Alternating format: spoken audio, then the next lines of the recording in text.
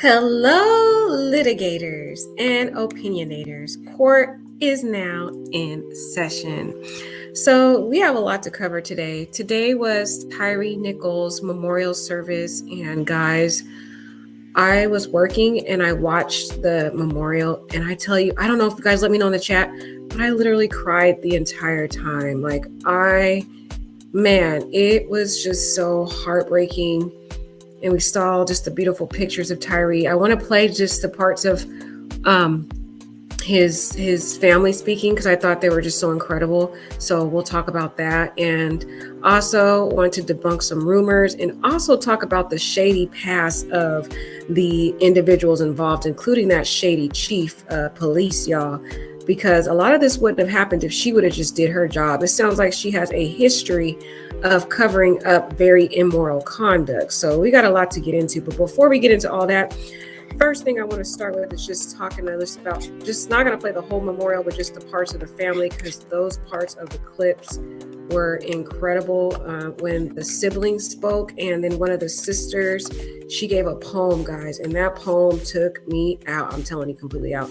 It was such a beautiful service. It's just so heartbreaking because, man, it's like, this shouldn't happen. It's like hearing these funerals all the time just break me down, because it feels like we do all these protests and we go out and we talk about we want change and we want the laws to change. And then when everything calms down and, the individuals involved get convicted, we just go about our regular lives and we forget about the cause. And it just feels like, is this ever going to change?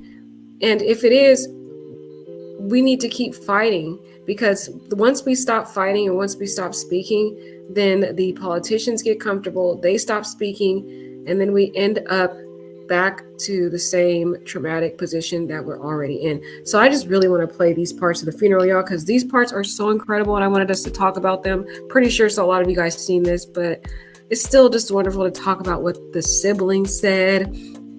My gosh, his mom broke me down when I saw her speak. It was just such a beautiful funeral, man, God. It really was. It really was. I also liked what Kamala Harris had to say. Oh my God, that scripture she said, Luke 1:79, I think she said. Was it Luke 1:75? Let me look it up. The scripture she said, I was like, oh, I gotta put that in my scriptures. That was powerful when she said to give light to them that sit in darkness and in the shadow of death, to guide our feet into the way of peace. If that is not a pivotal scripture, that should be the very milestone, the very motto that we as the individuals who want justice for the Black community and other Black and brown individuals who are constantly brutalized by law enforcement in our society, that would be a scripture we should stand on. And not just that, but just a lot of the inequities that we see plaguing the American country, y'all, because I'm telling you, the United States be having some division going on. But let's play these parts, guys, because we got a lot to cover. There is some shady stuff about these officers, so I want to get into that because that's the juicy part.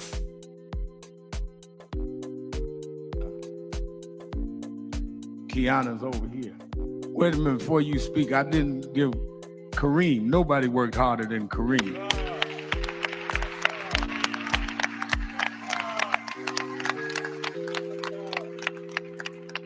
We call Kareem like he was on my payroll. Okay. But we love Kareem. We're gonna have Kiana and LaToya speak on behalf of their brother. These are two of the sisters of Tyree.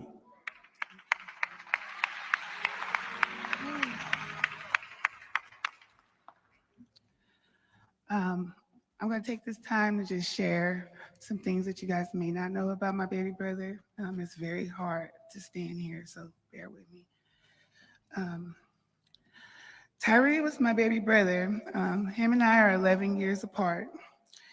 He was so special to me, and he loved me, and I loved him dearly. Being the oldest of three boys, I had to watch my brothers take them places that I probably didn't want to take them, watch them at times when I didn't want to watch them. But with Ty, I didn't mind. He never wanted anything but to watch cartoons and a big bowl of cereal. So it was pretty easy to watch him. On the night of January 7th, my brother was robbed of his life, his passions, and his talents, but not his light. When my mother called me and said my baby brother was gone, I lost my faith. I cried. I screamed at God, asking how could he let this happen? And then my cries turned to anger, and anger turned to deep sorrow. And a pain I never felt when those monsters murdered my baby brother. It left me completely heartbroken. I see the world showing him love and fighting for his justice. But all I want is my baby brother back. And even in his demise, he was still polite. He asked him to please stop. He was still the polite young man that he always was. He asked him to please stop. And they did it. And that's why my family will never be the same. And I will just always love my baby brother forever. Thank you. Wow, guys, I don't know about you, but when I heard her speak, it was so gut-wrenching. Like I just couldn't stop crying. Like the waters were flowing out like a complete waterfall because I could really feel her spirit, her broken spirit. You can really exude from her is how she deeply loved her baby brother with all her soul, with all her might, with all her strength. And it just, you could see that she's really completely broken because just the way she described him was her baby. You know, those memories of just sitting with him and his big bowl of cereal. And he was sincerely a good man. You know, I looked up his record. He don't have, or looked up information about him. This young man doesn't have a criminal record at all, period. So you know how sometimes when these tragedies happen, a lot of the news outlets, they spend time going through these victims' past and destroying them and talking about what criminal record they have, what arrest record they have, what you know, how many times they've been convicted of this or that, or how many arrests they've had. They can't say that about Tyree because he was legitimately a good, wholesome young man who never hurt anybody. And this was like, of anybody, he truly did not deserve this at all. At all. At all. So sad. But to see that sister, guys, I don't know if you guys feel the same way, but it really just was so gut-wrenching and it broke me down. I was literally at work crying, guys. Just like the water, it was just flowing and flowing and flowing. Like it felt like Tyree was my brother. Like he was my baby brother. And just you could look at you could read people's souls and you can tell truly who a person is. And the energy I get from Tyree, man, he was a good person. Meaning he never made trouble for anybody. Never. And not once did we ever see this sweet young man ever fight those cops. Ever. He was so scared that night. And they didn't have any mercy on this sweet man at all. And just to see how broken the sister was, that took me out. But oh my God, guys, let's hear from the next sister. The next sister, she did a poem, and my Lord. Wow, when she talked, because she really literally, you could, for me, when she did the poem, it felt as though I could hear Tyree saying the very words that she was saying. That's why, to me, it was so personal to me. It felt like I took it personal. It's like you could hear him saying, I just want to go home. That's all. I just want to go home. So let's play that, y'all.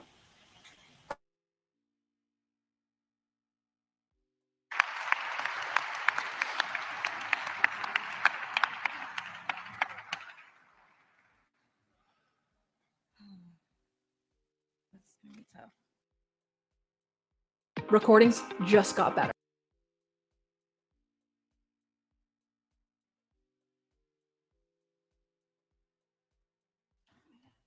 The poem I wrote is called I'm Just Trying to Go Home.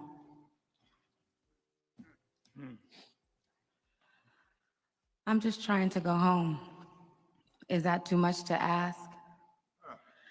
I didn't break any laws along this path. I've skated across barriers designed to hold me back. I'm just trying to go home, where the love is loud and the smiles are warm, like the sunsets that come for me in the coldest of my storms. I'm just trying to go home. I hear the sirens, I see the flashing lights. The directions are clear. Black skin go left, blue skin go right. I'm just trying to go home. Don't I deserve to feel safe? Batons, badges, boots, bright lights against my face. I'm just trying to go home. Does anyone hear the pain in my cry? The struggle in my breath? God replied, come home, my son. Now you can rest.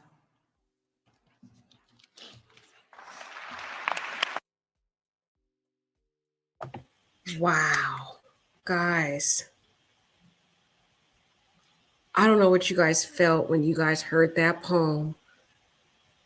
But again, that was so gut-wrenching to hear her. It's like as if Tyree was saying those very words. It's like he came into the spirit through her and was just saying, hey, I just want to go home like everybody else.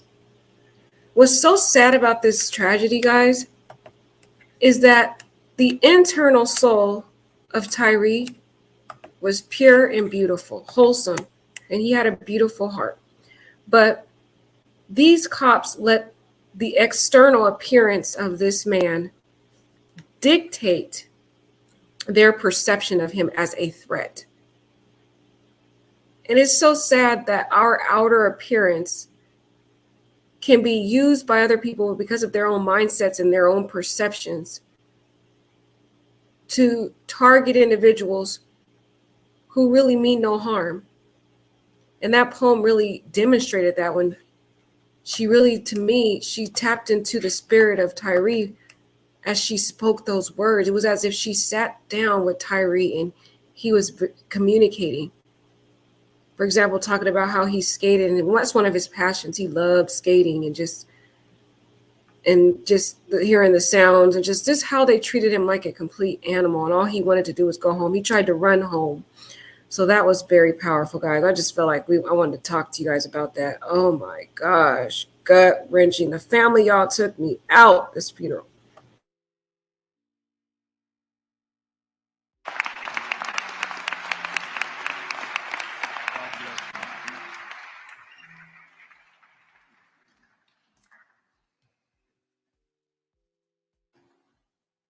We're going to hear now from his brothers, James Llers and Jamal Dupree.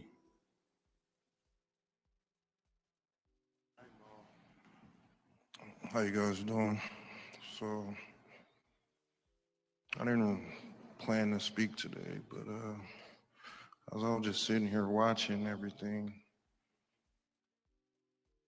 my brother was really robbed of his life. You know, my brother didn't live up to the normal black man hype. Basketball player, football player, rapper, none of that, right? He set his own path. You know, he made his own light. He's seen the world way different than I've ever seen it before. And when I sit here and look at the screens of the work that my brother has done, and from the vigils, from people talking to me about my brother, I learned so much about him. And I don't think people just tell me this or be telling me, but my brother really touched a lot of lives. He was a very solid individual. He was very peaceful. He was very respectful. And again, I've spent a lot of time away from my brother, and I wish that I haven't, because I want to know the person that everybody else knows, and 5 officers made that happen to where I won't ever be able to do that. So just being here just sucks. But I'll never forget my brother. I'll never forget my Gemini twin. I love you, and just save a spot for me, bro.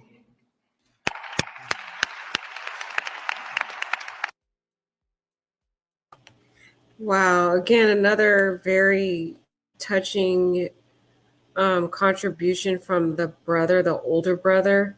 And this brother, he calls him his Gemini twin because he's born June 7th and Tyree was born June 5th, actually the same exact day and year that Breonna Taylor was born.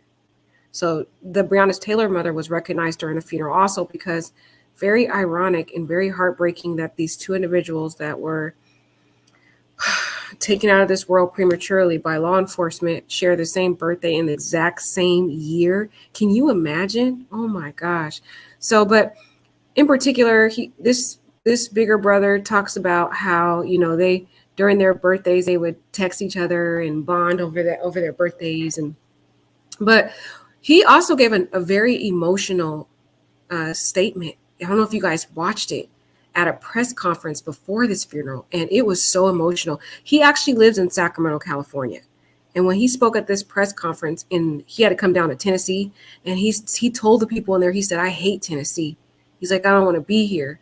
Just to know that my brother, was murdered here, and just the what it exudes." And that really was heartbreaking to hear, just the pain and how broken he is. But then seeing him come here too, you could just truly feel the emotions of pain in this brother. It's just like, in the sisters, all of them. It's like as if you are feeling the pain with them. It's like you take it personal, you personalize it as if Tyree is your brother. That's why I feel like I really wanted to share these with you. I'm pretty sure you guys watched it, but it's just to talk about the family members, because man, each of them had a very beautiful part to share about Tyree, and just what a sweet person he is. I know a lot of people say people are sweet when they pass away, but actually legitimately Tyree was a sweet person. I watched the news and they did a memorial service, like a kind of at the skate park in Sacramento, California, where he was born, and a lot of his friends came out and spoke about him, and they did like contributions, and they all talked about how he was just a friend that was very careful of his friends. He put them above himself. He always was trying to look out for everybody else, and he never was a violent person. Like, he never ever tried to engage. He actually never fought anyone, period. That's what his older brother said at the press conference, because during one of the press conferences before the funeral, somebody in the crowd was asking why don't we just all respond violently? We're tired of all this police brutality. We should just go out and be violent and get revenge on our own. And then this brother that just spoke came back on the podium, and he said, I personally would love to do that, because I'm the type of brother that would love to fight, but that's not my brother. My brother never was a fighter. He never hurt anyone. He never hit anyone. He never was that type of person. So in honor of my brother, I am sacrificing what I would want to do, is just go out there and be violent and make some things happen. That's what the brother here with the red and black on was saying. He's saying, but my brother is not that type of brother. He's very peaceful and a loving person. And I genuinely believe that. We saw that on the video. Not once did we ever see Tyree ever fight or these guys. The only thing he did was just try to run to get away, because he felt he had no hope. No matter what he did to comply, those officers seemed like they had an end goal. And it was nothing that he could do to stop it, but just try to do his best to get away. So very sad. Let's hear from this brother. This brother right here is a God brother. And I liked the story he shared about how Tyree got his name. So definitely gotta hear this.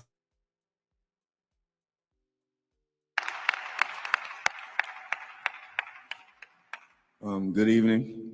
My name is James. My god brother is Tyree. It's not too much I could say that hasn't already been said about him from everybody. But I wanted to share y'all a story of how he got his name, though. My mom named him, my sister Toya said earlier before, my mom named him, which was came from a movie called Silverado, one of the characters in it, and she liked that movie, but she wanted to name me that.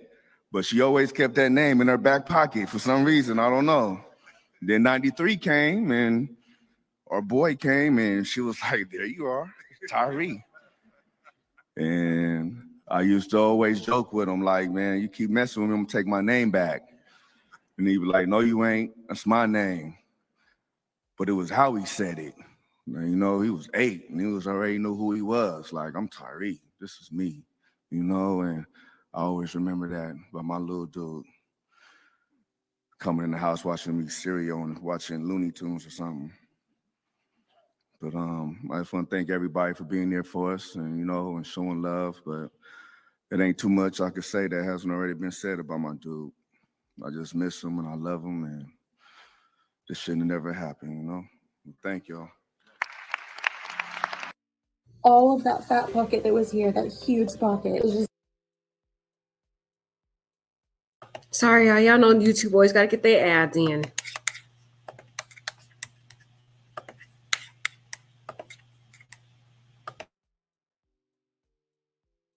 I bring the parents, recognize for the parents you talked about a movie that Before we go into the parents, just talking about how Tyree got his name, I thought that was pretty cool that his name was from a movie. So I thought that was a pretty interesting story about Tyree, but just how Tyree was so proud of his name and just knew who he was when he was little. And it's funny how the godbrother would say it. That was funny what the godbrother said. I'm going to take my name back. And Tyree was like, no, that's my name. It's so cute. Like, just like he just knew who he was. He seemed like to be a very self-assured young man that just kind of was very, you know, just stable in who he was. Self-assured person who didn't bother anyone, enjoyed his hobbies, was very responsible. And I just feel so sad, man, that this happened. There's just so much like a righteous anger in me. Just like, I don't know, guys. It's frustrating. This one really hurts. But let's hear from the parents. My gosh, just I cannot emphasize enough how I just stand in complete awe of Tyree's mother. That woman, you guys, is so graceful. Wow. She just exudes grace. She's such a woman of just so much poise to be in such a horrific situation like this. And no matter where she is, she always just has this aura of grace. And I can see now why Tyree loved her so much. I get it. I completely get it. That woman is so loving, so caring, so kind, so patient. I mean, the most horrific thing happened to her, and yet she still has this aura about her that just exudes grace and this never-ending love. And I can tell that Tyree was very much loved by his mother, and that's why he wanted to get to her safe arms, because of just, you could tell just by watching her, you could say, okay, I get why he loved her so much, because of just what a beautiful person is. You literally could fall in love with her through the screen because just how, what a wonderful woman of just complete poise and grace through such a horrific time in her life. So let's hear from the parents, y'all, and then we're going to get into some the other stuff we got to talk about, because we got a lot to cover tonight, y'all. So get your popcorn, coffee, whatever you got started. that Ron Von Lyke, that I was not supposed to acknowledge him. He just wanted to come down and fly down with me and fly back. But he's here with us and wants to do something around this. Oscar-winning director Spike Lee is in the house.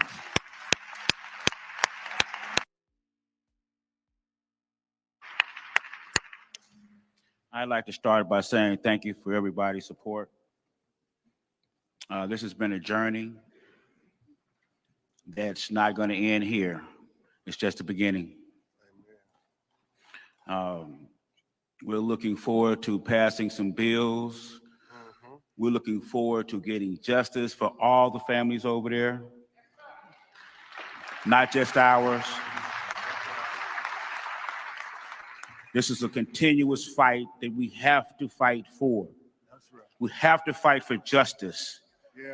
We cannot continue to let these people brutalize our kids.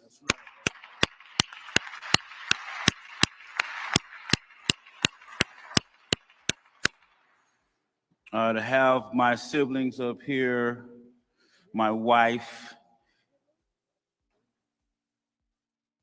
and it's very hard for my wife. You know, this is her baby son, and it's nothing like your baby boy. When we got the news, it was very, very difficult.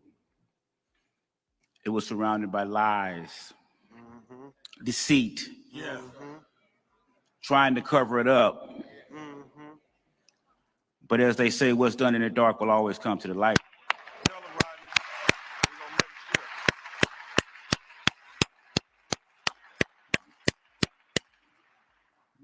And the light of day is justice for Tyree. Justice for Tyree. Justice for all the families that lost loved ones through brutality of police or anybody. And I can't say enough about how this community, how this nation, and how this world has came together to support my family, to support my wife, and to support me. I appreciate it. Thank you very much. The dad spoke of some very important topic about passing legislative and law.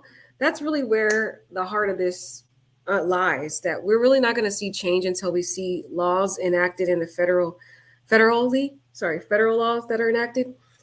But what frustrates me about this is guys, how many times have we seen these tragedies?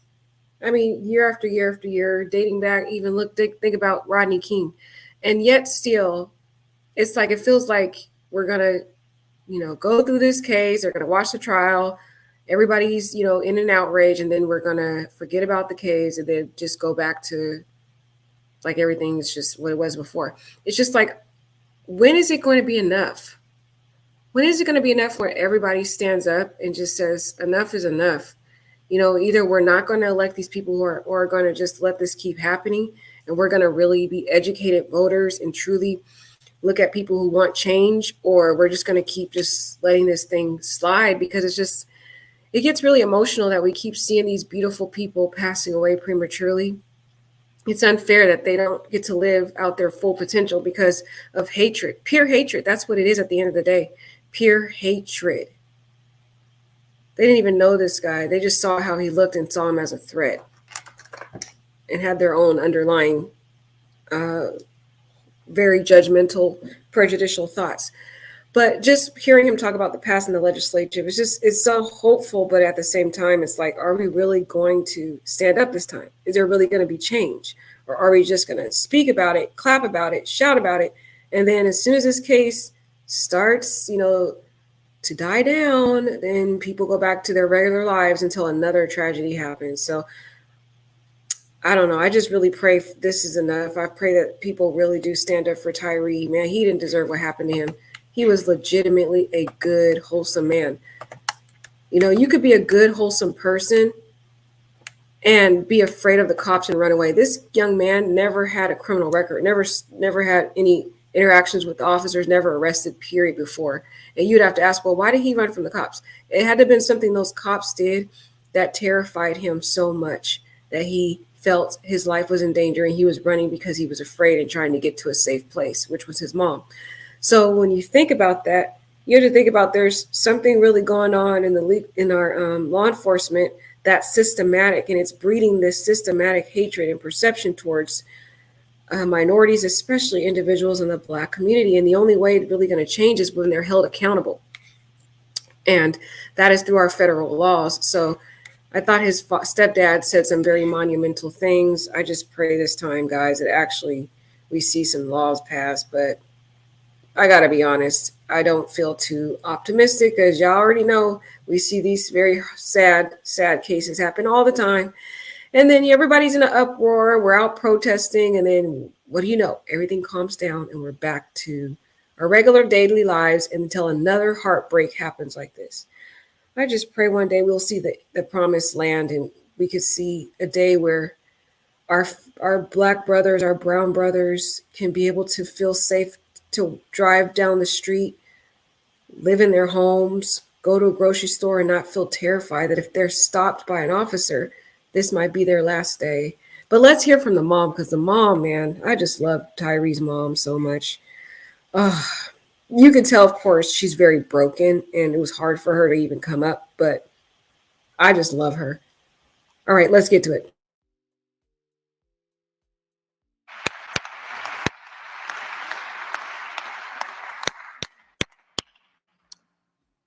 Good afternoon. First of all, I want to thank each and every one of you for coming out to pay tribute to my son. Tyree was a beautiful person, and for this to happen to him is just unimaginable. I promise you the only thing that's keeping me going is the fact that I really truly believe my son was sitting here on an assignment from God. Yes, ma'am.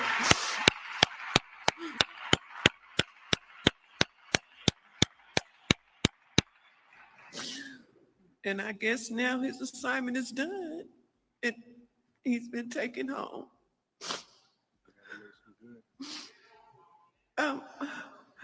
I want to thank, yes.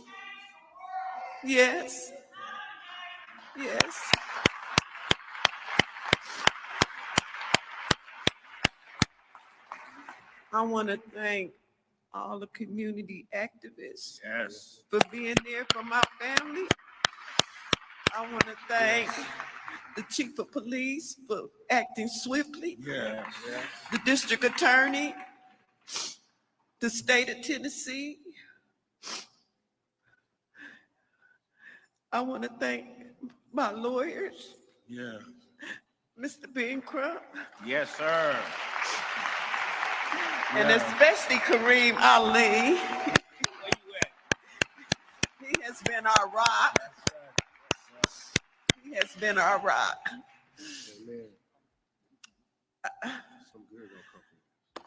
I just need whatever that George Floyd bill we needed passed. We need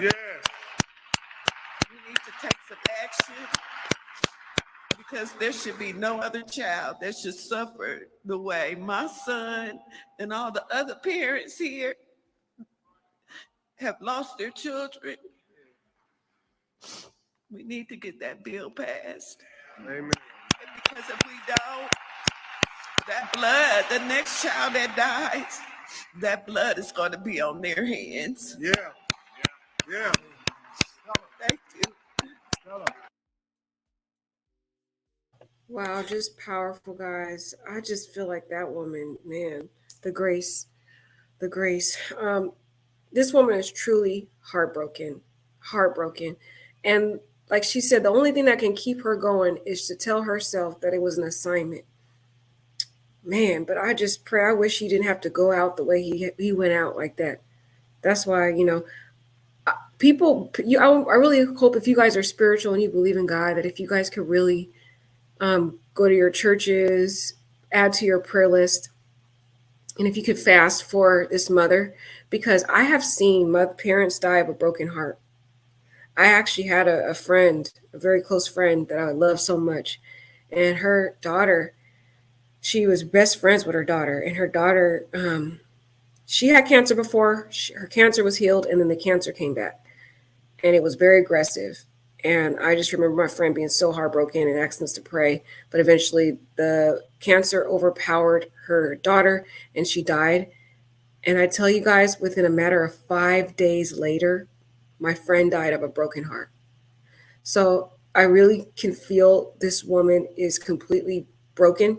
Tyree was her baby, and if you guys are parents out there, you guys know how your baby, your baby child is like literally your soul, your little baby, like the youngest one. I don't know what it is about the youngest one, but just they just captivate the parent's heart. Okay, y'all love all your kids. Everybody loves their kids, but I mean, something about the baby is just very special. The youngest one, so that's huge. And the considering their bond and just how her life has completely changed. I mean, she's used to cooking his dinner. He'd come home and cooking his dinner and his bright smile, like saying, "Hey, parents." And now she doesn't get to hear that anymore. It's like her whole life is flipped upside down. And it's like we're in a time like right now where it's a very emotional topic right now. But we need to keep this fire going, even when everything dies down. We need to fight until, like she said, that law is passed. But it takes us. What's wonderful about America is people's votes matter. Well, there's some states that are trying to suppress, certain votes, if you know what I mean. But we need to really take voting seriously and be educated voters and really hold these politicians accountable. A lot of them, they talk a good talk, but at the end of the day, they don't really care about the everyday citizen and their struggles. So I really just want to, encourage you out there to really start taking into consideration, because your votes can affect even other people's lives. And it's so sad that this young man died because of pure hatred. Pure hatred, y'all. And, I used to think back then, I used to say, because people would ask me, how do you think? What do you think is going to resolve police brutality? And I used to think in my mind, I thought, well, we should have more inclusivity. We should, hire more minorities and individuals who understand people of their culture, and they would have more of an empathetic, understanding background. Well, this tragedy demonstrates to us that that's not the case. That racism is embedded in some of the practices in society, and it could be systematic. And that because it's embedded in a lot of different areas in our society, it can be implanted in even the individuals that are a part of the oppressed group. So you could take someone out of that minority group and put them into a leadership position or a law enforcement position, but it's the mindset that can still have that hatred in them, even if they reflect the very person that they have the prejudice against. So my mindset has truly changed now. And this tragedy has really taught me that no, it's not about inclusivity. It's a systematic oppression that needs to change. And really it's a mindset, and people individually have to change their mindset and perception about how they view other people in certain groups or people within their own group. But in reality, that's an internal thing that they have to do. No training in this world is going to change that. So even though they're saying, oh, we need to have more training, that's not going to change it, because if the person still harbors those very prejudicial mindsets, they're still going to go out with it. That's why I feel the key resolution is the law. The law truly is where the impact is going to breed change. We need federal laws that impact all our states and hold officers accountable, so that if they do not treat it, they don't treat individuals equally, or if they engage in this oppression and this excessive violence, they're held accountable. I really think that's really where we're going to see change, but it's going to really take us as a country to really get tired of seeing these sad stories. And I don't know how long or when that'll ever happen, but I can talk on about that. We got a lot to cover tonight. We still got to get into the shady past of them officers. But before I do that, I do want to share this one little video of Tyree when he was skating, because one of his friends from Sacramento, she shared this beautiful video of Tyree. She said, this is how people need to remember Tyree. And I really want us to I felt like, because I was going to get into the shady past of officers tonight, I feel like it would be disrespectful of me just to start jumping into that negative part of it when we just had his funeral today. Well, for me today, I don't know about y'all. Y'all probably in your next day already. But anyway, for me, we just had his funeral today, y'all. And it's just, I feel it would be disrespectful not to honor him first before we get into the other shady folks. Okay. So let's just remember him real quick before we segue into them shady folks and we're going to debunk some rumors too. before we get into all that also. So this article here I thought was really beautiful. There's a 2-minute video of Tyree living his best life, guys. It went viral. He's seen skateboarding on a bright sunny day before his brutal beating and death in Memphis. I feel like when Tyree was skating, he really felt free. He felt free. It wasn't about, you know, what color he was. It wasn't about what things he may have faced or what worries he was dealing with. When he was skating, he truly was free in this world, and all of his worries were gone for that moment. And so I think it's beautiful to really remember those beautiful aspects of him, because he mattered. He was a human. He was a human, and he had a soul. And he only wanted the best for other people. And you would think that someone who wishes the best on other people. Oh, sorry, guys. I didn't want to show that. Jeez.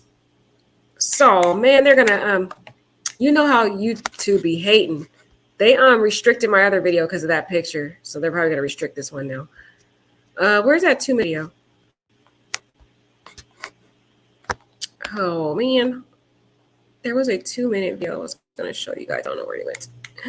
But it was so beautiful. I don't know where it went.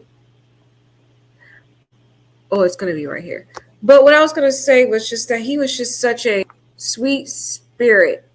And you would think someone that sweet wouldn't have to experience something like this. People always say, you know, people who do bad things, then bad things happen to them. But when you see it happen to someone so wholesome, so good, who would never hurt anybody, it just really hurts. So I'm trying to find that video. I thought I had it on this news article, y'all, and then it's not here. So let me see if I can find it. It's so frustrating when that happens. Nichols, 2-minute skate. He's really talented too at skating, guys. I did not realize how skilled he is. So here, I'm going to play. I found it right here. Hold on. Let me just open it up real quick before I thought I found it. Is it going away? Oh, it's just my laptop. But just seeing, I didn't realize that Tyree was this good at skating. He is so free-spirited at skating. And I just thought that was so amazing. So, hold on, let me see, guys. I'm trying to see if I can get this ad to go away. You know, these ads they don't let us be great with these ads. Or let's see, is this the video?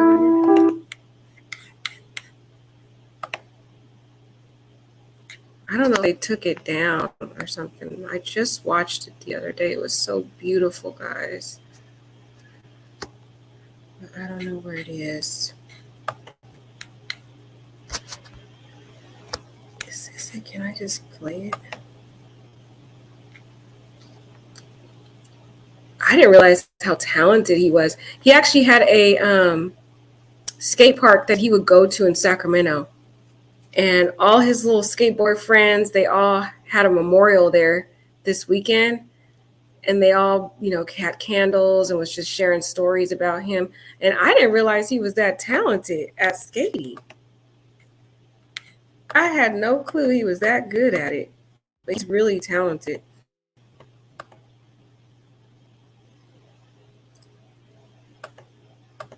And I don't know where it is. I don't know if they took it down, guys. Unfortunately, I can't even get it to play. Sorry. I thought I could get it to play, and it's not. They just have these still shots now. Where did it go?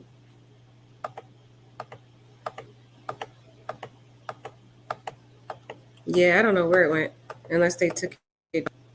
Y'all let me know in the chat if y'all know where that video is. We'll find it later. How about we'll play it towards the end, because I want to get into these rumors now. Because yeah, if y'all find that, let me know, because I've had it, but I don't know. I think they took it down for some reason because it's not even pulling up.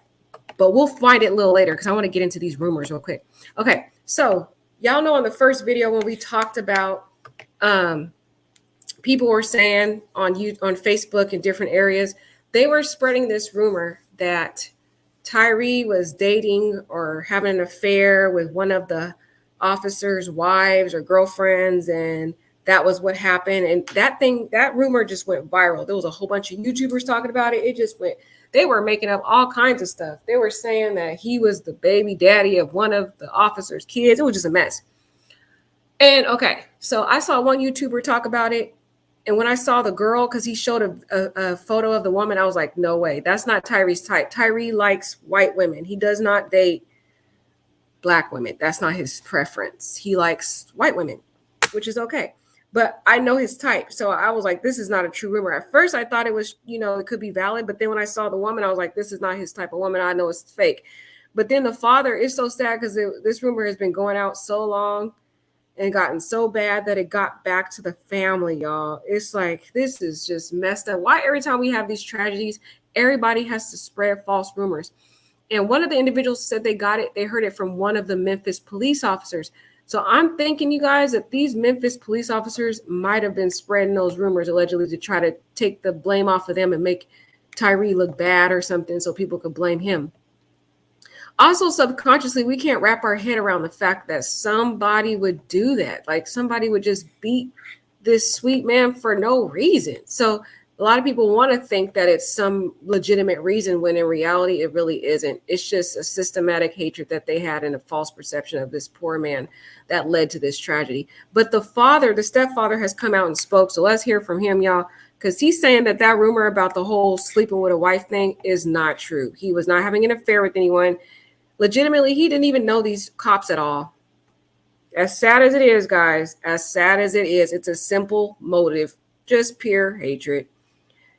He didn't know them. He wasn't sleeping with any of their girlfriends or wives or none of that. It's a rumor. I think personally, it might have came from somebody from these sick officers' camp, y'all. I think they're trying to change the narrative to make beautiful Tyree look bad and try to tarnish him again. Even in his death, they're still trying to mess up this guy's name. It's so disgusting, but it's sad that the parents, they're mourning. They're already grieving, and they have to refute these rumors. And it's so frustrating because every time we go through these tragedies, y'all already know there's always a bunch of rumors. Even what happened with Shanquella Robinson case, they have so many rumors with that. I just got so frustrated with that tragedy because people keep spreading all these rumors. We don't know what to believe with that tragedy right now. But let's hear from the dad because he is saying that rumor is not true. Don't anybody believe that mess. But we have to do it. I have a wife. Don't anybody believe that mess. They're trying to get out of this, but they're not. The police tried to cover it up. They're still trying to spread rumors about my son that are not true. For anybody who thought that these rumors was true, they are not. And to stand up here every day and try to put on this face and all of that, it's difficult. But we have to do it. I have a wife. I have stepchildren that need my support.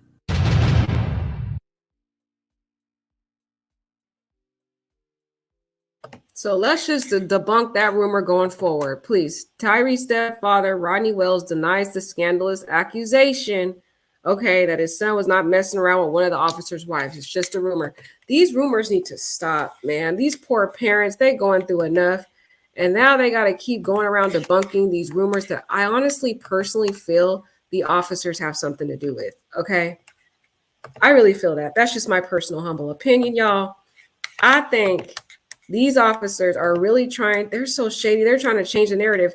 In fact, in my opinion, there's one of these officers went to his prior coach, before this case really went viral, before the video was released. And he was all crying and whining and trying to tell his coach that, we had a scuffle with a guy who wasn't complying and we had to try to get him to comply. Like really trying to change the narrative. Still trying to change the narrative and make it look like it was Tyree's fault. I mean, this story really should tell you that you shouldn't just 100% believe every single thing an officer says, because this is a prime example that not every officer is a morally ethical officer. And again, there's good officers and there's bad officers. I'm talking in particular right now about the bad seeds right now. Okay. The ones that are the bad seeds, they are not always honest. They know that they have an outer appearance of honesty, and people, they're supposed to believe officers and everything. And so some of them will lie on these police reports, make up fabricated stories. So just, you really have to start to think now about the individuals who are put to jail. Sometimes you got to wonder, were they legitimately arrested for legitimate crimes? Because you have to think about the ones that are the bad seeds. If they don't like you or you had an attitude with them, they can literally lie on the police report and said you resisted arrest or you did something, you were violent with the officers. And now you're facing a felony charge because this officer lied on you. These officers have a lot of power. So it's a very scary thing to know that there's some officers out there who are the bad seeds who will use this badge to lie. And to think if Tyree survived, guys, they would have destroyed this man's record, this man's stellar record. If he would have lived, because they're arrogant, their ego was bruised. The reason why they got angry at this man is because he ran. And they were like, oh, you're not going to obey my rules. We're going to teach you how to obey. We're going to beat you to death to comply. We're going to beat you to comply. That's basically what their motive was, in my opinion. This revengeful, I'm going to beat you to comply, right? Because they're so arrogant. A lot of the bad seed officers, and again, like I said, there's good and bad, but I'm talking about the bad ones right now. Those ones, they get very egotistical and very arrogant, and they cannot stand for you not to heed to their authority, right? So that's why you notice the white cop was like, oh, I hope they stump his ass, because they're just so mad because this man had the audacity to not listen to him, right? So with that being said, this poor guy got his life taken away because of some arrogance and pride and the ego. So to imagine those type of officers, they have power to write a police report and they can put whatever in it and it's believed. They take it like the chief, everybody, the prosecutor who reads it takes it as the gospel. So you could be a stellar, clean, pristine person. And if this officer doesn't like you, imagine the power he has to write a report and fabricate lies about you. And now you're facing felony charges and in jail. It makes you really question now the different reports out there and people being charged for stuff. You're like, okay, is this really legit? Was he really resisting arrest, or was this a good, or is this a good cop, or is this a bad cop? How do we know that whatever's on that report is the truth? Because these officers sat there, y'all, and they went over here narrating a complete lie that none of you or I saw happen on those videos. We'd have never seen Tyree reach for any gun. In fact, they had his arm. They had his arm. They were holding his arm. How is he reaching for a gun when they had complete control of this man? Complete control. So it's like, y'all, make it make sense. But let's get into the next part of this, y'all, because now we're going to get into the juicy stuff, because I wanted, like I said, I had to give honor to Tyree before I got into the stuff about these folks.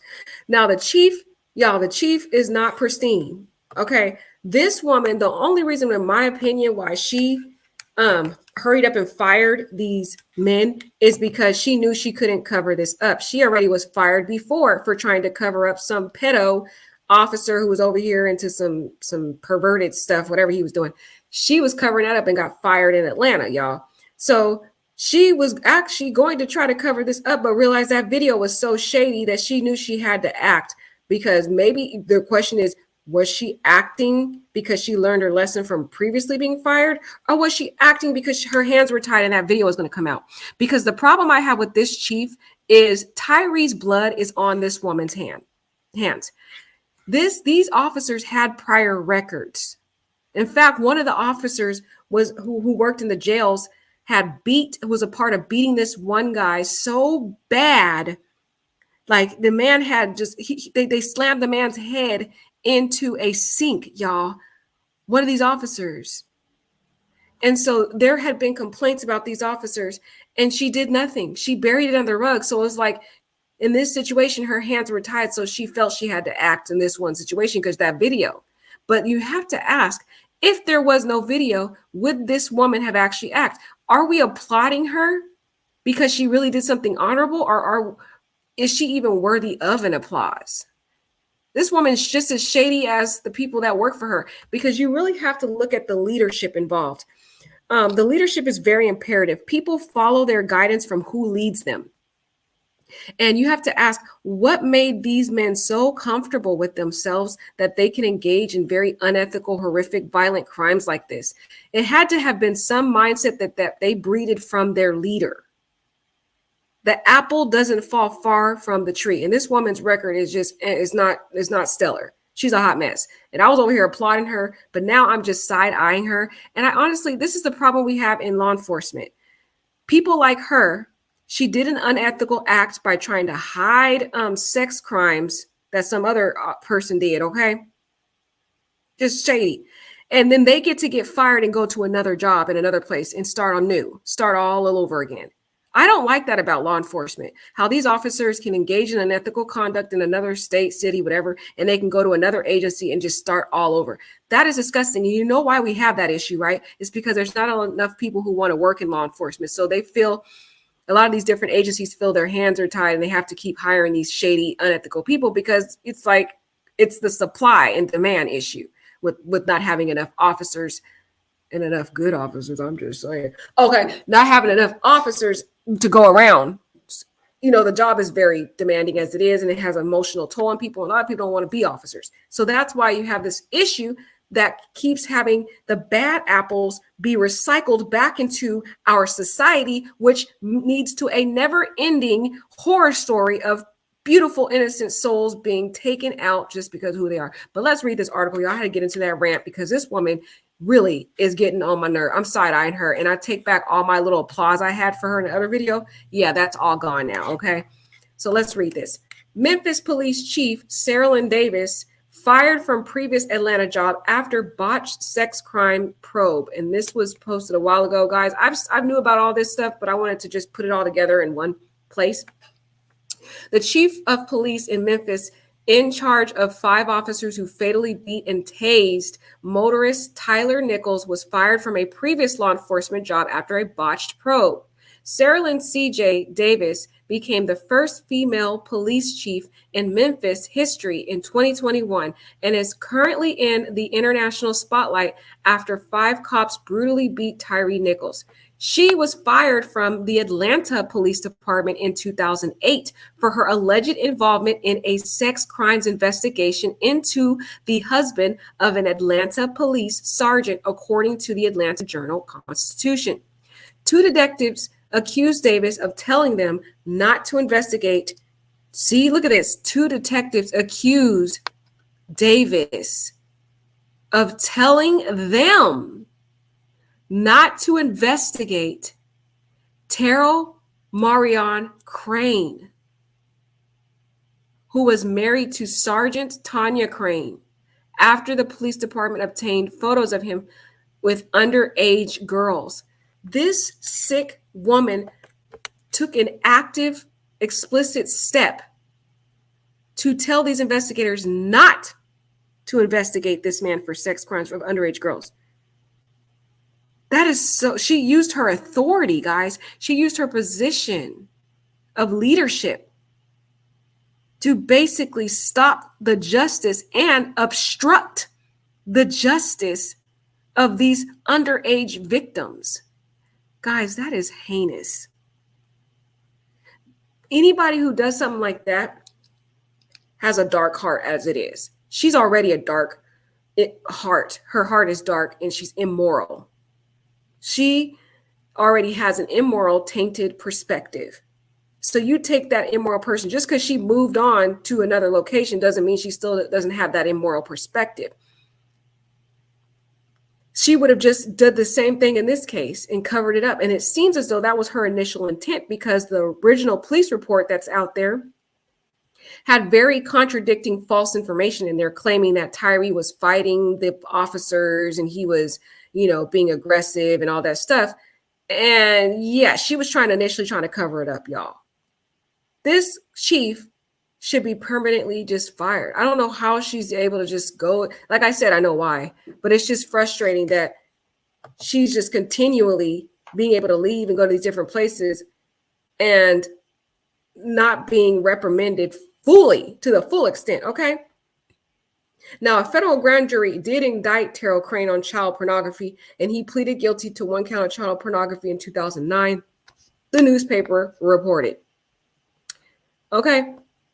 The indictment was issued after Atlanta police took no action in the case, and a subsequent investigation by the city pointed to Davis as the reason why the Atlanta police didn't take place.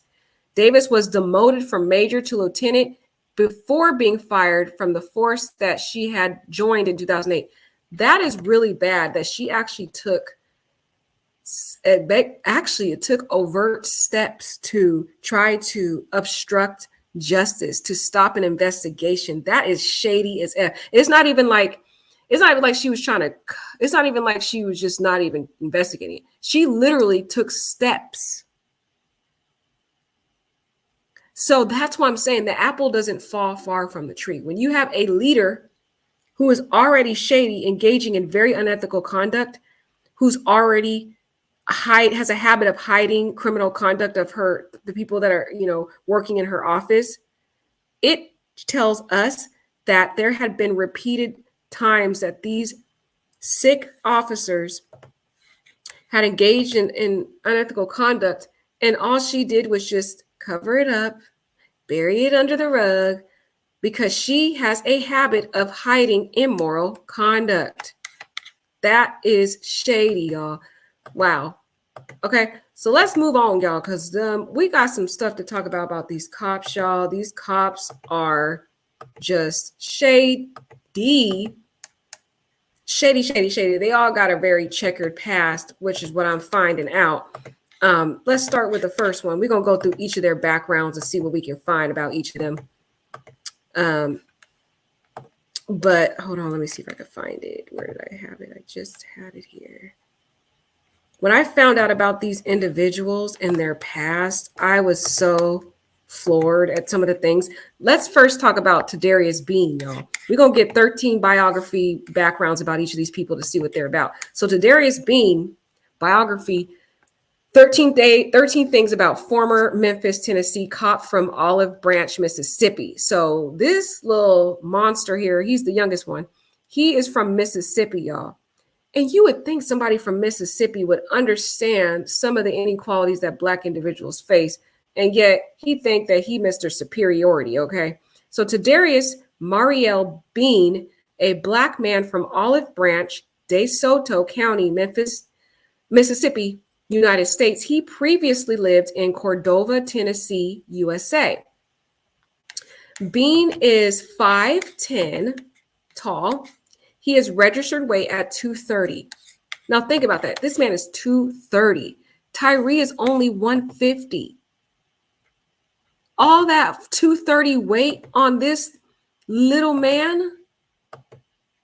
And they have 5 of these big overgrown dudes on this little 150 man. It was like some of these officers, they're so dramatic. Why did you need that many cops to hold down a little small 150-pound man and you 230 pounds? This is making make sense. But anyways, aside from Olive Branch, Bean has lived in other parts of Mississippi, including Horn Lake. Here are some things about this little monster. Before becoming an officer, he worked at a fast food restaurant in Mississippi. From 2014 to 2015, he was a varsity football player in Center Hill High School in Olive Branch. And so he has that football aspect. You know, football is a very violent sport. They're into tackling, body slamming, stuff like that. So he's got that similar violent past, right? In 2016, he graduated from Center Hill High School. In April 2018, he became the president of Omega Phi Psi Eta Zeta chapter at the University, Mississippi, in University Lafayette County, Mississippi. Now, there's a lot I got to talk about this guy, right? There's a lot of shady stuff. There's some juicy stuff in here. But before I get into that, there are some things that I do want to mention real quick about this Omega Phi Psi, okay? This Omega Phi Psi pageant, it's late, y'all. Y'all know I'm in pageants. This Omega Phi Psi fraternity is very shady, okay? This fraternity is known to have, done a lot of abusive things to people who were pledging for their fraternity. The Daily Mail reports that in Virginia, the Omega Phi Psi Society was suspended after members were found beaten and forced to pour hot sauce on their genitals, y'all. 2 other members in a New York chapter were arrested for paddling a man's testicles, y'all, up to 200 times. Yeah, it's private area. As of now, okay, so as of now, there's no evidence to suggest that, Mr. Bean here was involved in the hazing while at college. He was a student in a bachelor in criminal justice at the University of Mississippi. But guys, with those background information, and given that he was a president, he had to have seen a lot of violent hazing going on allegedly in that fraternity. Because if you guys know, a lot of these fraternities, they do a lot of violent stuff to these people to get into the society. And to think that he's a president of that, so he had to have witnessed, stuff like this while he was a president of this fraternity. So it seems like, in my humble opinion, this is just opinion, it seems like he is used to violence being inflicted on people. And it seems as though he could get some form of a pleasure from it, because it shows a sense of dominance over that person, superiority and dominance and power and authority. So which explains why he became an officer eventually, because, being a president over a fraternity where it was like a lot of hazing and, they would engage in this kind of violent conduct. And again, there's no direct evidence to show he was involved, but I'm telling y'all, these fraternities, especially these Black fraternities, they be doing some violent stuff. I know, because I got a friend in a Black fraternity, and she said it was no joke. They used fire on her when she was doing her pledging, and she has a whole burn mark on her chest because of what they did to her, y'all. They don't play. They beat you with paddles. That's what she was saying, allegedly, in those fraternities and stuff. Because she, like a lot of the sororities have fraternity brothers, so they know what's going on in those frats. And if he's a president of one of those, y'all know he's used to having dominance in that kind of violence and in that kind of authority. It's a mindset, guys. And think about it, that violence and authority is being inflicted on a fellow Black brother in those fraternities. Okay, so again, that, in my opinion, it could breed that underlying mindset. But let's read this juicy stuff. There's some juicy stuff to talk about. Okay. So we talked about in April 2018, he became the president of the Omega Phi Psi Eta Zeta chapter at the University of Mississippi and University Lafayette. In May 2020, he graduated from the University of Mississippi with a bachelor's degree in criminal justice. In August 2020, the Memphis Police Department in Memphis, Shelby, Tennessee, hired him.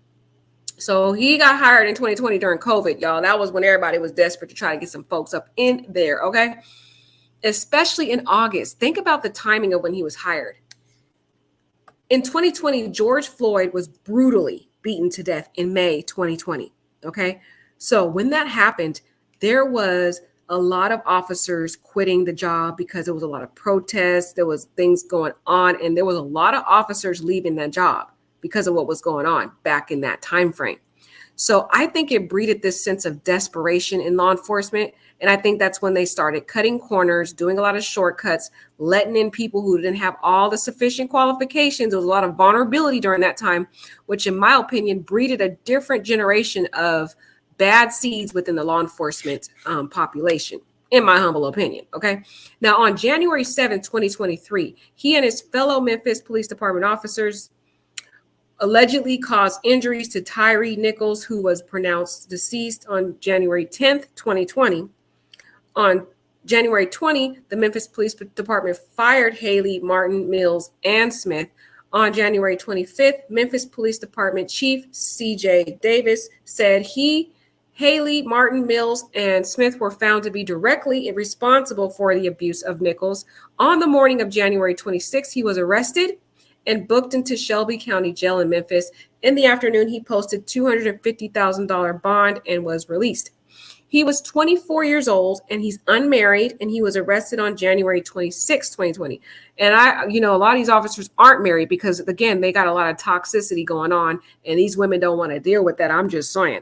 He was charged with second-degree official oppression, aggravated kidnapping while possessing a weapon, aggravated assault, acting in concert, official misconduct through authorized exercising of official power, 2 counts of aggravated kidnapping, causing bodily injury, 2 counts of official misconduct through failure to perform a duty imposed by law.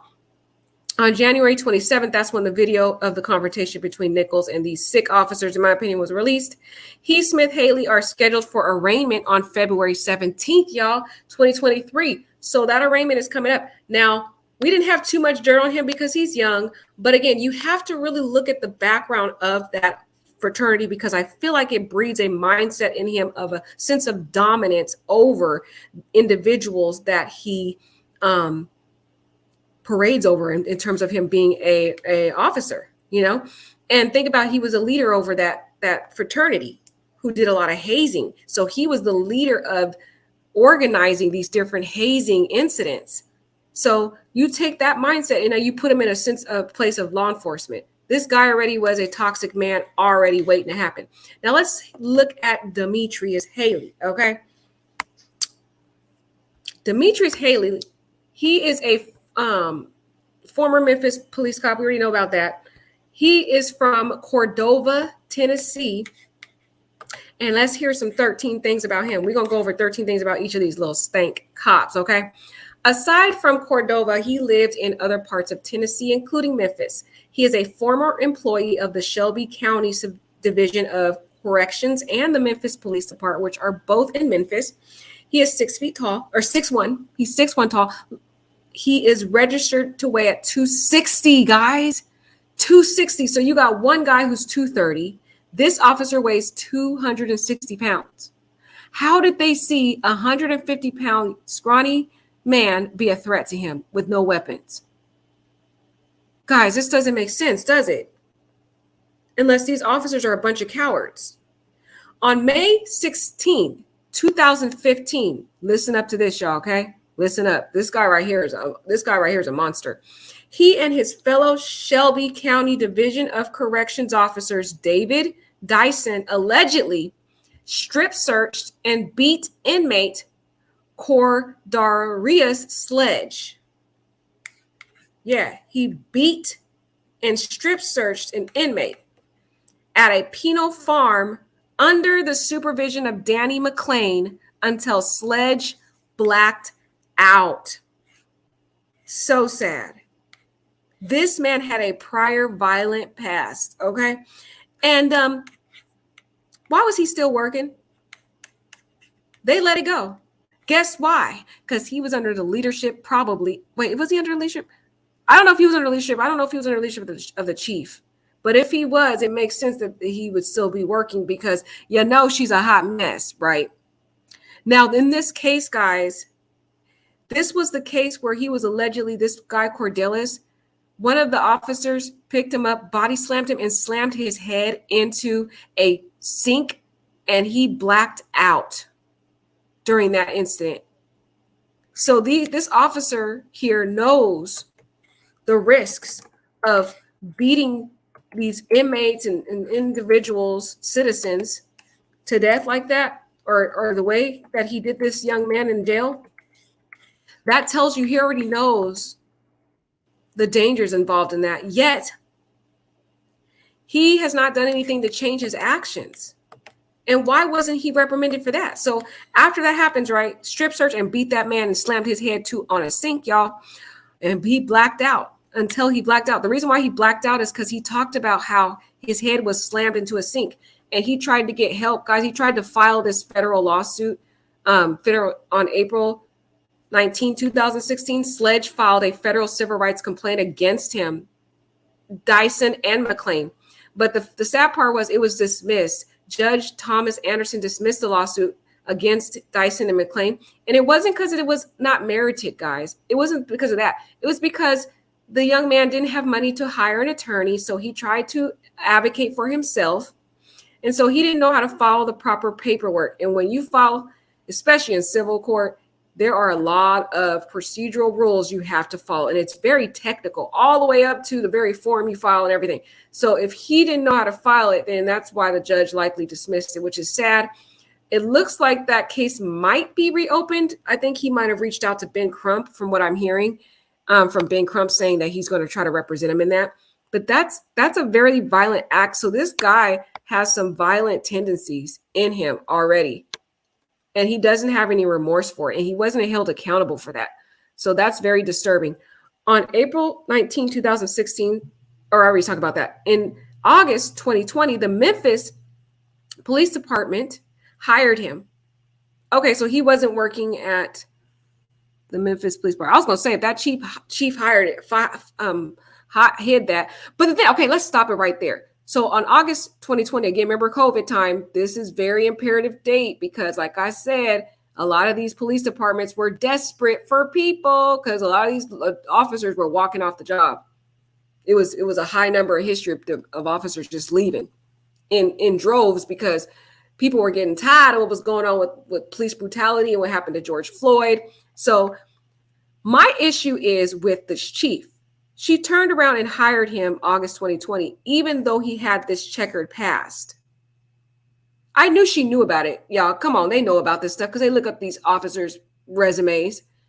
And she knew this guy had previously beat to death, literally almost beat to death this guy because he blacked out. That was pretty bad. Slammed his head on a sink. Wow. Now they're saying it wasn't him that slammed the young man's head on the sink. They're saying it was one of the other officers, but still he let it happen. And people have to understand these officers are in a position of authority. They have a duty to stop any other officers who are engaging in criminal conduct. But he also took part in that beating also, though. He was a part of that stripping and beating this man. So either way, he was compliant in it at the same time. But this is the problem I have with the chief because she still went right along and hired him with his checkered past. Okay. According to a report in August 2021, his annual salary as a probationary officer was $45,623.50. On January 7th, this is when they were talking about he and his fellow Memphis police officers, they caused the injuries to Tyree. We already know about that. And he was fired and all that. So I don't really want to read that. Okay. He was 29 years old. Oh, he had a $350,000 bond though.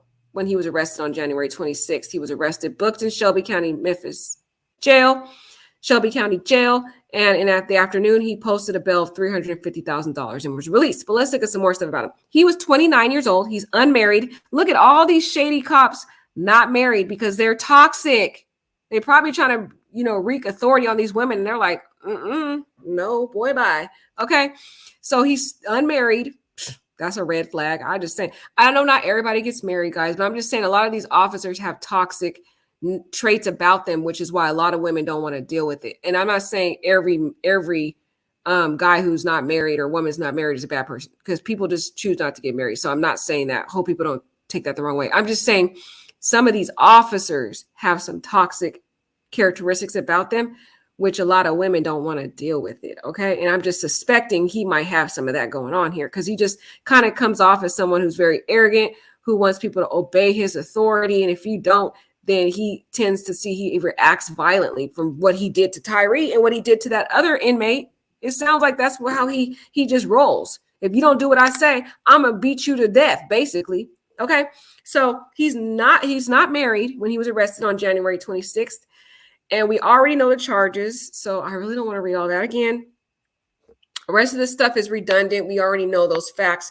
I just want to get to the juicy parts of these individuals, okay? Let's move on to Emit Martin III. I don't know if the rest of these people have juicy stuff. A lot of the other people had just like technical errors or stuff they did, but still there was some breeding things, red flags about them that you would think this would eventually happen, okay? But anyway, Emit Martin III. This is the man right here who went to talk to his coach. So he went to talk to his coach over there, crying up a storm to his coach, talking about, oh, I didn't mean to do it. I don't think at all these cops feel sad about what they did to Tyree. I don't. I think they're crying about themselves. They're crying because they lost all the stuff they worked for. Now they're in jail. They're not in jail right now. They all got bailed out, but now they're facing a long time in prison. And so they're crying for themselves. I don't think he cared about Tyree, but he's the one right here who went to his coach, his prior coach, talking about, I didn't mean to hurt him. He was fighting me. He was fighting us. We got into a little scuffle.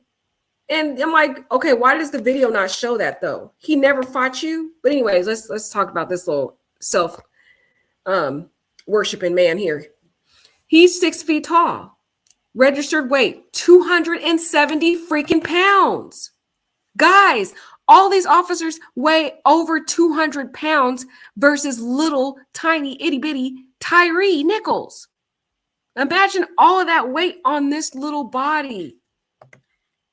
My gosh, this was horrendous. I'm looking at all the weight of these officers and I'm like, oh my God, this is terrible. Anyway, let's get into it.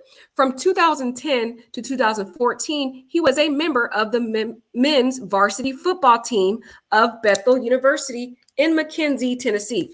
So that was the coach he went to. He went back to his football coach over here whining and crying, acting like, he didn't do nothing and all this stuff. I'm like, boy, bye. You just mad you got caught. But I noticed a similarity with a lot of these men. They're either on football teams. We already heard about 2 of them on football teams, and they're in this fraternity where there's a lot of hazing and violent conduct and oppression on these Black individuals, men who are trying to pledge to get into these fraternities. So you take that type of authoritative position and you now put them in a police position. It's as if they're just pledging these poor individuals out in society. It's like the norm. It's like a everyday norm to them. But those are key information about them, is that this guy was on a varsity football team. Football can be a very contact, violent type sport. I love me some football, y'all. But I'm just saying, when there's a lot of aggression in people's backgrounds, it can breed a different type of mindset when you put them in a law enforcement position. And I don't know if this guy has sustained any head injuries during his football career, which could probably also breed some type of underlying stuff going on with his mental health and processing things and wanting to react violently when things happen. On April 26th, he was initiated as a member of the Omega Phi Psi Theta Iota chapter in Jackson, Tennessee, another Omega Phi Psi member. In May 2015, he graduated from Bethel University with a bachelor's degree in criminal justice and corrections, another guy who graduated with the bachelor's degree. Okay. In March 2018, the Memphis Police Department hired him. He was a part of department's Scorpion unit. On January 7th, we already know what happened. Tyree was brutally beaten to death by these sick monsters. He was 30 years old, unmarried. See, another one that's not married. I'm just saying. Something about that sounds a little bit off-putting. I'm just like, why are all these officers not married? Okay. How are they treating these women that they're with? One man, he got a bunch of kids from his baby mama, and she don't want nothing to do with him. You got to ask yourself, why would these women not want anything to do with these, especially you got all these kids with them. You probably want to, keep the family unit together. But something about them tells me, y'all, that these men are toxic. Okay. Something tells me that they're toxic. And that's why even a lot of these women don't want anything to do with them. Okay. So there's also a little bit more to talk about these. This bios don't really give us the other parts that I need to tell y'all about. But anyways, so he was not married when he was arrested. He's represented by Bill Macy, which is a complete clown. I don't know if y'all saw that press conference with the defense attorney. Those defense attorneys look like complete clowns, y'all. Clowns. They were just sitting there talking about, we don't know what's going on. They're like laughing and giggling and just like a hot mess. Okay, a hot mess. So he's charged with second-degree murder, official oppression, aggravated kidnapping while possessing a weapon, aggravated assault, acting in concert, official misconduct through unauthorized exercising of official power, 2 counts of aggravated kidnapping causing bodily injury, 2 counts of official misconduct through failure to perform a duty. Okay, the rest of the stuff we already know. He's going to be arraigned along with his little clown brothers, the gang members, on February 17th. So we're going to be looking out for that. Who else we got on here ready to go again? Who wants to be in the hot seat We talked about 1, 2, 3. Where's the other dude? Isn't there one more dude? There's one more guy, and I think they didn't do the bio on him. Oh, here he is. Justin Smith. Here he is, the last one. Justin Smith, they got 10 things on him. Look at him looking a hot mess. You up to the podium now, man. He is a resident of Memphis, Shelby County. He is 5'11" tall. And look at another guy's. He's registered weight of 205 pounds. All these overground, big, musty officers, literally all that weight, guys, on this little 150-pound dude. These dudes are all over 200 pounds. Guys, this was gross, just horrific, brutal, overpowering beating of this small man. Can you believe that? Why did they need all of those big over 200-pound men to control this one little 150-pound man who wasn't even fighting them? That alone is excessive, how overbearing they were. Okay. Crazy, right? He was 1 year younger than his fellow Memphis resident, Tyree Nichols. In March 2018, the Memphis Police Department hired him. So he was hired in 2018. And they don't really have much about this guy, y'all. All they just talked about what happened on January 7th when he brutally took out Tyree. Y'all know what happened. Guys, look at another one. He's 28 years old and he's not married. All 4 of these monsters are not married. I'm just saying. I just find that a little interesting. I'm not married, but I'm not married because I choose not to be married. But I'm talking about these dudes. These dudes, I feel like they probably be exerting their authority on these women they be dating. And no women be like, something ain't right. Something ain't right about these dudes, y'all. All of them not married. I don't know about that. I don't know about that, y'all. He didn't really have much going on with him. But let's look at some of the other information about them. And the rest of the stuff is just the same stuff we talked about, that they're arrested and that they have an arraignment on February 17th. And they have the same charges we talked about, y'all. So it's not really much on this guy. He's just there. But there is some personnel files that were disclosed about these individuals. So let's look at some of the personnel files. Some of these things, it seemed like they were kind of, the reason why a lot of these weren't reported about some of their shady conduct is that they weren't following office procedures. Like they would engage in certain violent conducts and they wouldn't actually file the proper forms that they're supposed to file if they engage in something like that. So these individuals, they said personnel files were released on Wednesday by the Memphis Police Department that detailed previous disciplinary causes involving 4 of the 5 former officers. Oh, you know, the one guy we didn't talk about, we missed this dude right here. I got to get on his bio. I keep forgetting there's 5. Dang, that's a lot of officers on this one little man. That is so sad. On this one little man. Justin Smith. Is that his name? Justin Smith, y'all? Is it Justin Smith? No, I think I already did Justin Smith. Justin. Yeah, we'll look up the final guy. I keep forgetting that there's 5 of these dudes. I want to say it was 4, but there's so many. I'll look up his bio, but let's read this first, y'all. Let's read this first. So Demetrius Haley and Emit Martin were disciplined twice in 2019. Justin Smith and Desmond were disciplined once during their careers, according to the files. See, those bios didn't really get into this part of it. You could at least say Emit, Demetrius, Justin, and Desmond were all disciplined. Tadarius has not been disciplined by the department, according to the files. Okay. Emit, let's talk about Emit. The department suspended Martin without pay. Ooh, without pay, y'all. Y'all know they did a shady job when they're suspended without pay, y'all. For violating policy on a domestic dispute call. Martin admitted to not completing an offense report as required about the September 17, 2020 call, believing it was unnecessary because all persons involved were intoxicated and one asked that a report not be filed. I think that he might have manipulated those people into saying a report not be filed.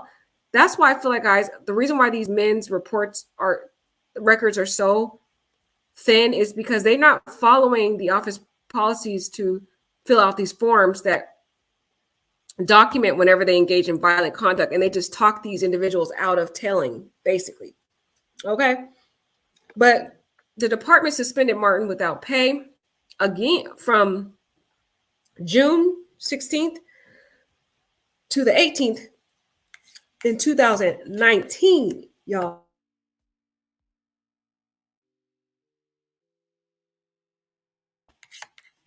Dang, for violating policy after a loaded revolver was discovered in a police vehicle. How do you leave a loaded revolver and you a cop? That's so irresponsible.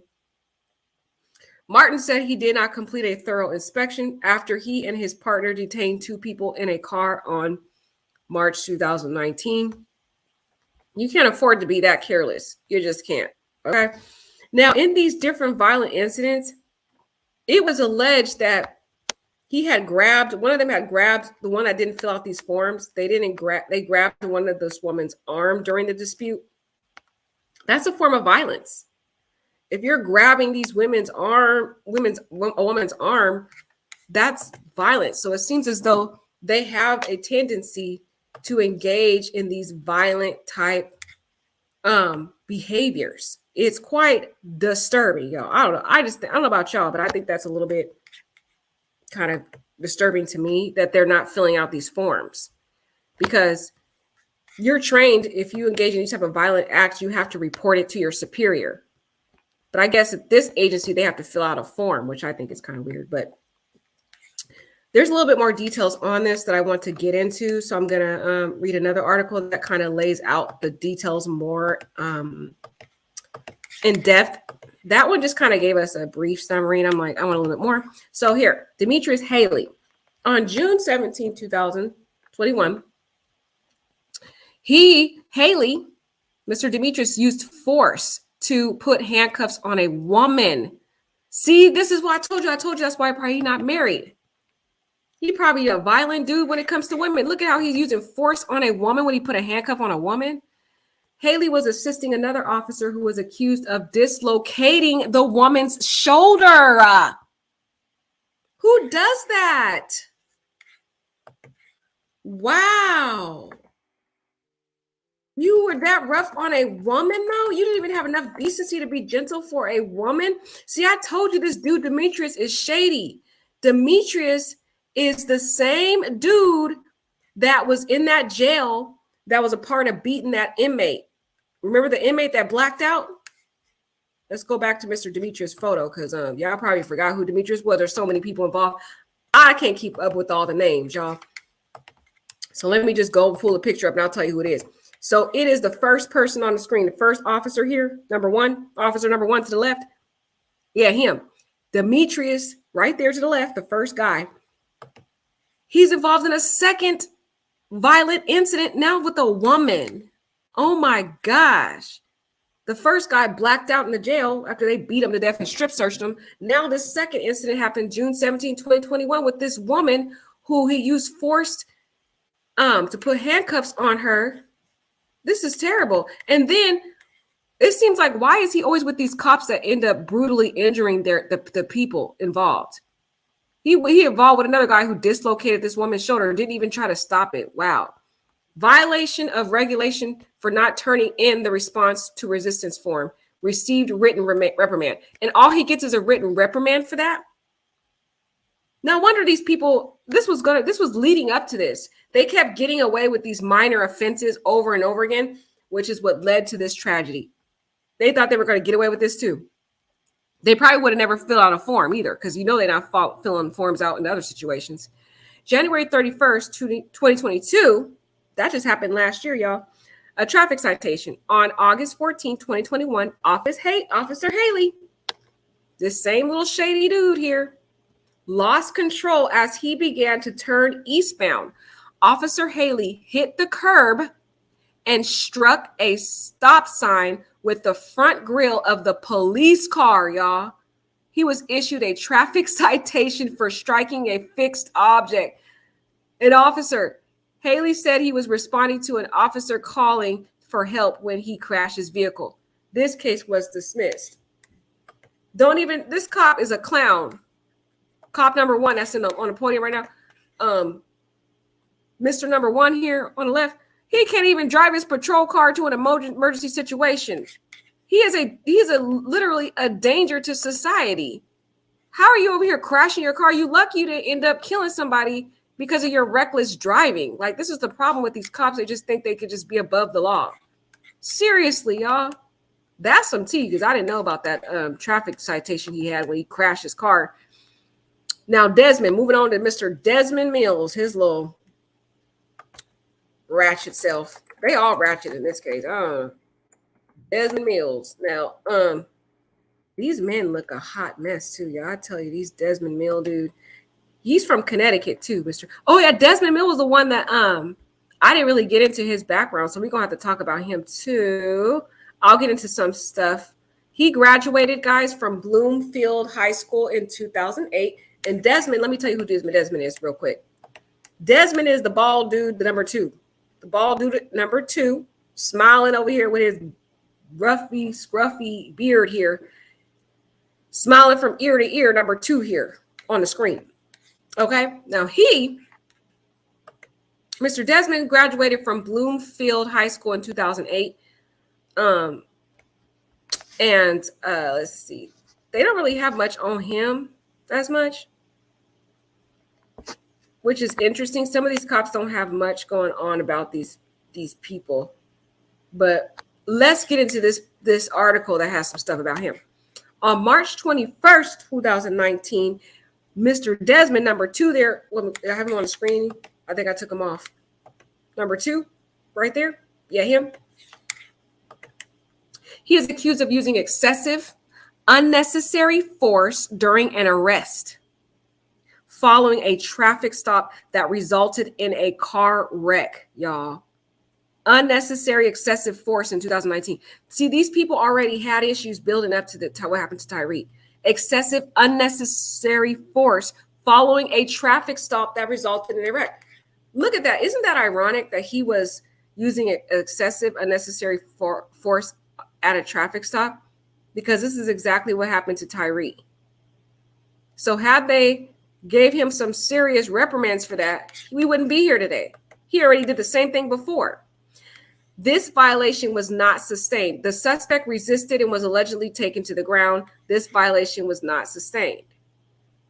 Well, I don't know. They said he was accused of using excessive and unnecessary force, though, when he took him to the ground. Because, and again, it's alleged that he resisted arrest. But you remember, they said the same allegation to Tyree. And it wasn't that Tyree was resisting arrest. He was just trying to get away from a threat. He wasn't fighting the cops at all. So how do we know we can believe that this guy was really resisting arrest? Okay, let's see the video of this incident that happened in 2019. He failed to complete a response to resistance form. A written reprimand was issued to him.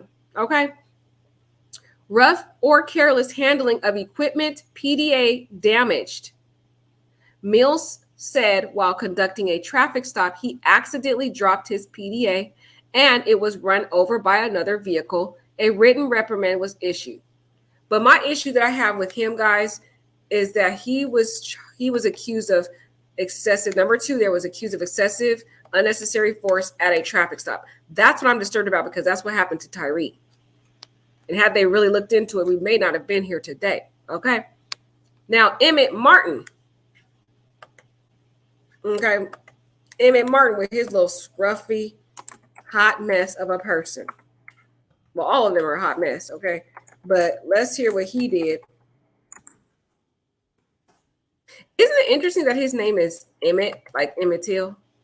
But, you know, Emit, y'all already know who Emit Martin is. Emit Martin is the person in the middle, the dark individual in the middle right there. He's number 3, dark-skinned man there in the middle. He is the one we are talking about. Let's get into it. Failure to comply with regulations to wit, transport prisoner search.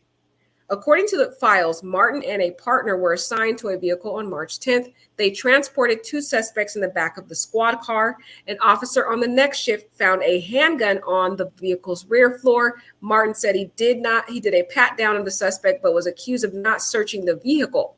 A 3-day suspension without pay was ordered. Now, this one's quite disturbing. We talked about this before, but what makes it disturbing is you're supposed to do a pat down of the suspect and actually find if they're a weapon. So you mean to tell me you literally did not, you missed that this man had a firearm? That could have been a whole disaster if that suspect was able to get that firearm and shoot those cops, because he did a failure to really efficiently pat those suspects down. Just straight careless, okay? Now we still talking about him, Mr. Emit here.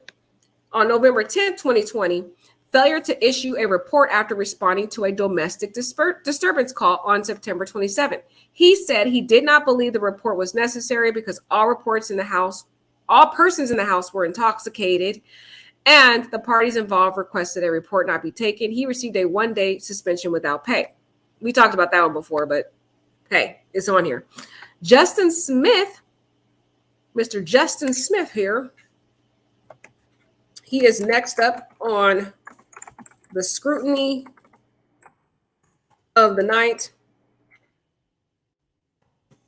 And let's take a look at him. He's the one that doesn't really have much going on here. He is number 4, okay, on the screen. Officer number 4. Count from the left, 1, 2, 3, and number 4. That is him. He's issued a citation for failure to maintain proper control after a wreck on January 24th. The officer and another person were injured, and 3 vehicles were damaged. Wow, an officer and another person was injured. He failed to maintain proper control after a wreck. So he over here wrecking his car. What kind of cop is this? They can't even drive. They supposed to be keeping us safe, and they over here endangering people with their cars. He had a 2-day suspension without pay, which was ordered. And Tyree's Bean, no prior incidents in his file. Now, even though Mr. Tyree's doesn't have any prior incidents in his file, I still think his background of being the president of that Omega Phi Psi pageant, the Omega Phi Psi fraternity, I still feel I find that quite disturbing because of the underlying history of hazing and some of the sick stuff that they be doing in those fraternities when they're hazing their people. I find that to be quite disturbing, y'all. And so that to me just tells me that it bred in him this kind of tendency for violence, in my humble opinion, y'all. So let me know if y'all heard some other shady stuff about these officers. I just feel Emit Martin. Let me see if they got something about Emit Martin. 10 things. Is that the guy we didn't talk about Emit? I think we talked about Emit Martin, did we? There was one cop we didn't talk about that I really wanted to. What was his name? Hold on, yeah. I'm gonna see if they got something about him. Okay, here it is. Desmond Mills Jr. Desmond Mills Jr. 10. I want to see if they got a bio on him just to get some background about him.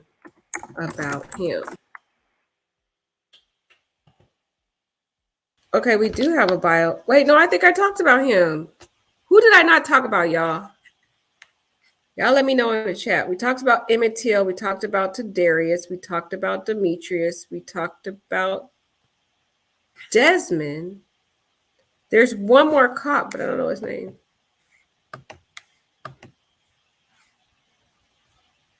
Okay, let's see. Which one do we not talk about? Talked about him. Did we not talk about him? What's his name? Oh, he didn't have a record. I think we did talk about everybody. Let me know, guys. Did I miss somebody? Let me know in the chat. Help a sister out. I got all of them? Okay, I got all of them. Thank you, love.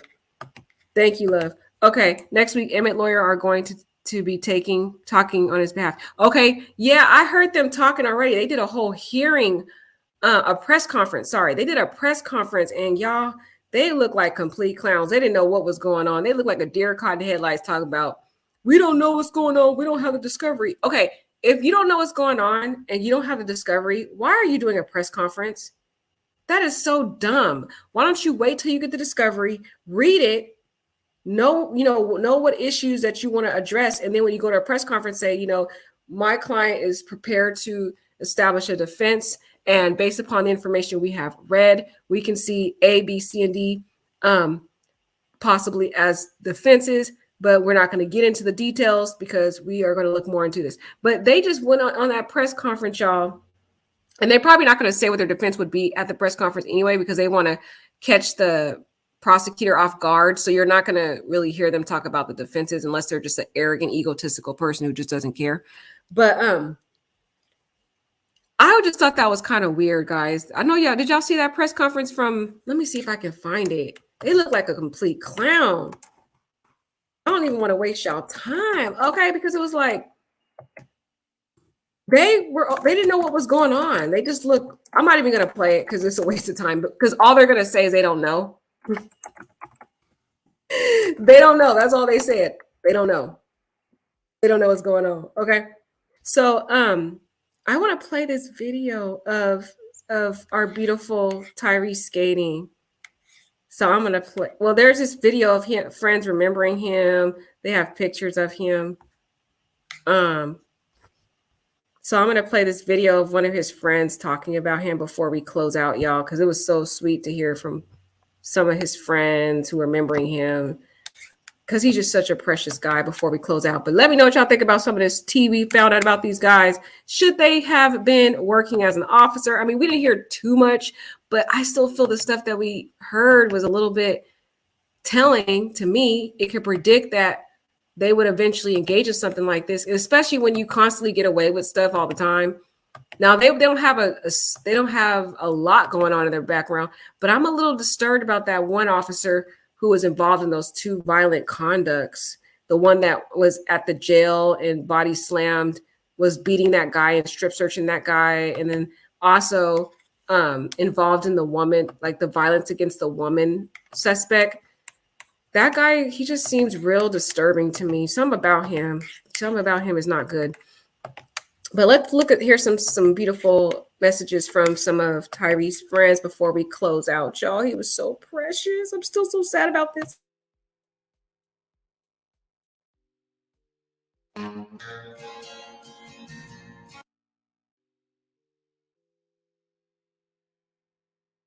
Are remembering him near and far, Nichols, and the impact that he left on their lives.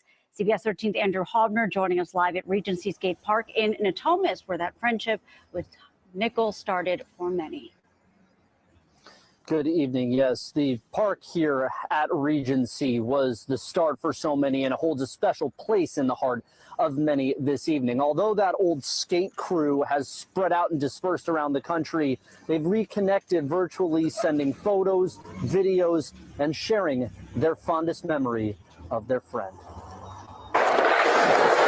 They were all just teenagers at Regency Skate Park in Natomas. That's our escape from everything else in the world, is to go skate and hang out with all the good people, and just, it's always good vibes. And that's one of the biggest things that Tyree brought to everybody, is always good vibes. Austin Robert, Harry Silva, Ryan Wilson, and Tyree Nichols. We just had so many good people around us, like including Tyree, obviously. Like he always drove all of us to try to branch out. As time went on, Jerome Neal met the group as well. We just became friends due to, same place, same time all the time, It's like, it just naturally happened. But as adulthood arrived, the crew spread out. I think he didn't have a Facebook for a while, and then he, made one and found me, and we just started messaging and like video chatting. They always tried to stay in touch and now come together to celebrate Tyree's life. I knew Tyree. I knew how great he was. I see him interacting with like almost everybody at the skate park when I'm with him. Like, he was just well loved. Jerome went to visit him in Memphis just last November. Tyree, and I haven't seen him in like 5 years. I hit him up. He linked up. We got to the skate park. Bro, it felt like I had never missed like a second with him, bro. He was exactly the same dude. While Austin had talked to Tyree on the phone just days before the incident occurred. There's this artist that just dropped a new album that Tyre and I were like super excited about, but he just dropped it on, was it last Friday, I think?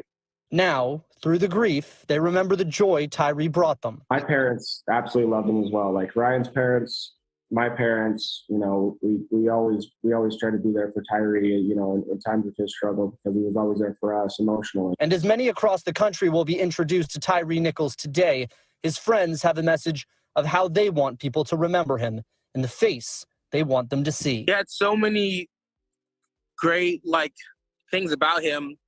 And I can't think of one bad thing about this man either, bro. Like I said, he touches anybody he gets around. He's a fantastic person, and that's how I really want everybody to remember him. That is just so sad. You just see what all around. And you could see the diversity of array of friends he had, y'all. He just loved everyone. He didn't see color. And that's what just made him so just beautiful as a human being. That's just going to be missed. Who would never hurt a fly. But this is what I've been trying to find for y'all for a hot minute. This friend of Tyree, the Uncultured Black, he posted this video of Tyree skating, guys. I was so blown aback by how skillful Tyree is at skating. He just seems like he's just flying free when he skates. You know, this man put, I don't want to show a video of Tyree being brutally murdered at the hand of 5 MPD during a routine traffic stop. Instead, I want to display Tyree living in joy and peace. I can't fathom beating and brutalizing someone to death. So let's look at this beautiful picture. This beautiful video, just embracing how, you know, he just loved and was passionate about skating. I just really wanted to share this with you guys.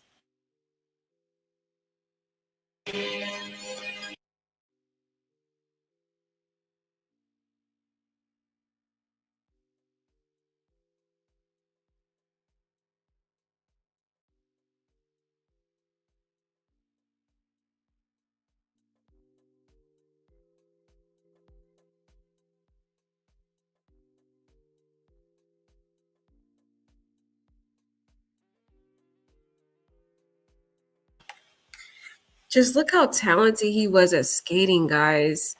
He was such a free spirit.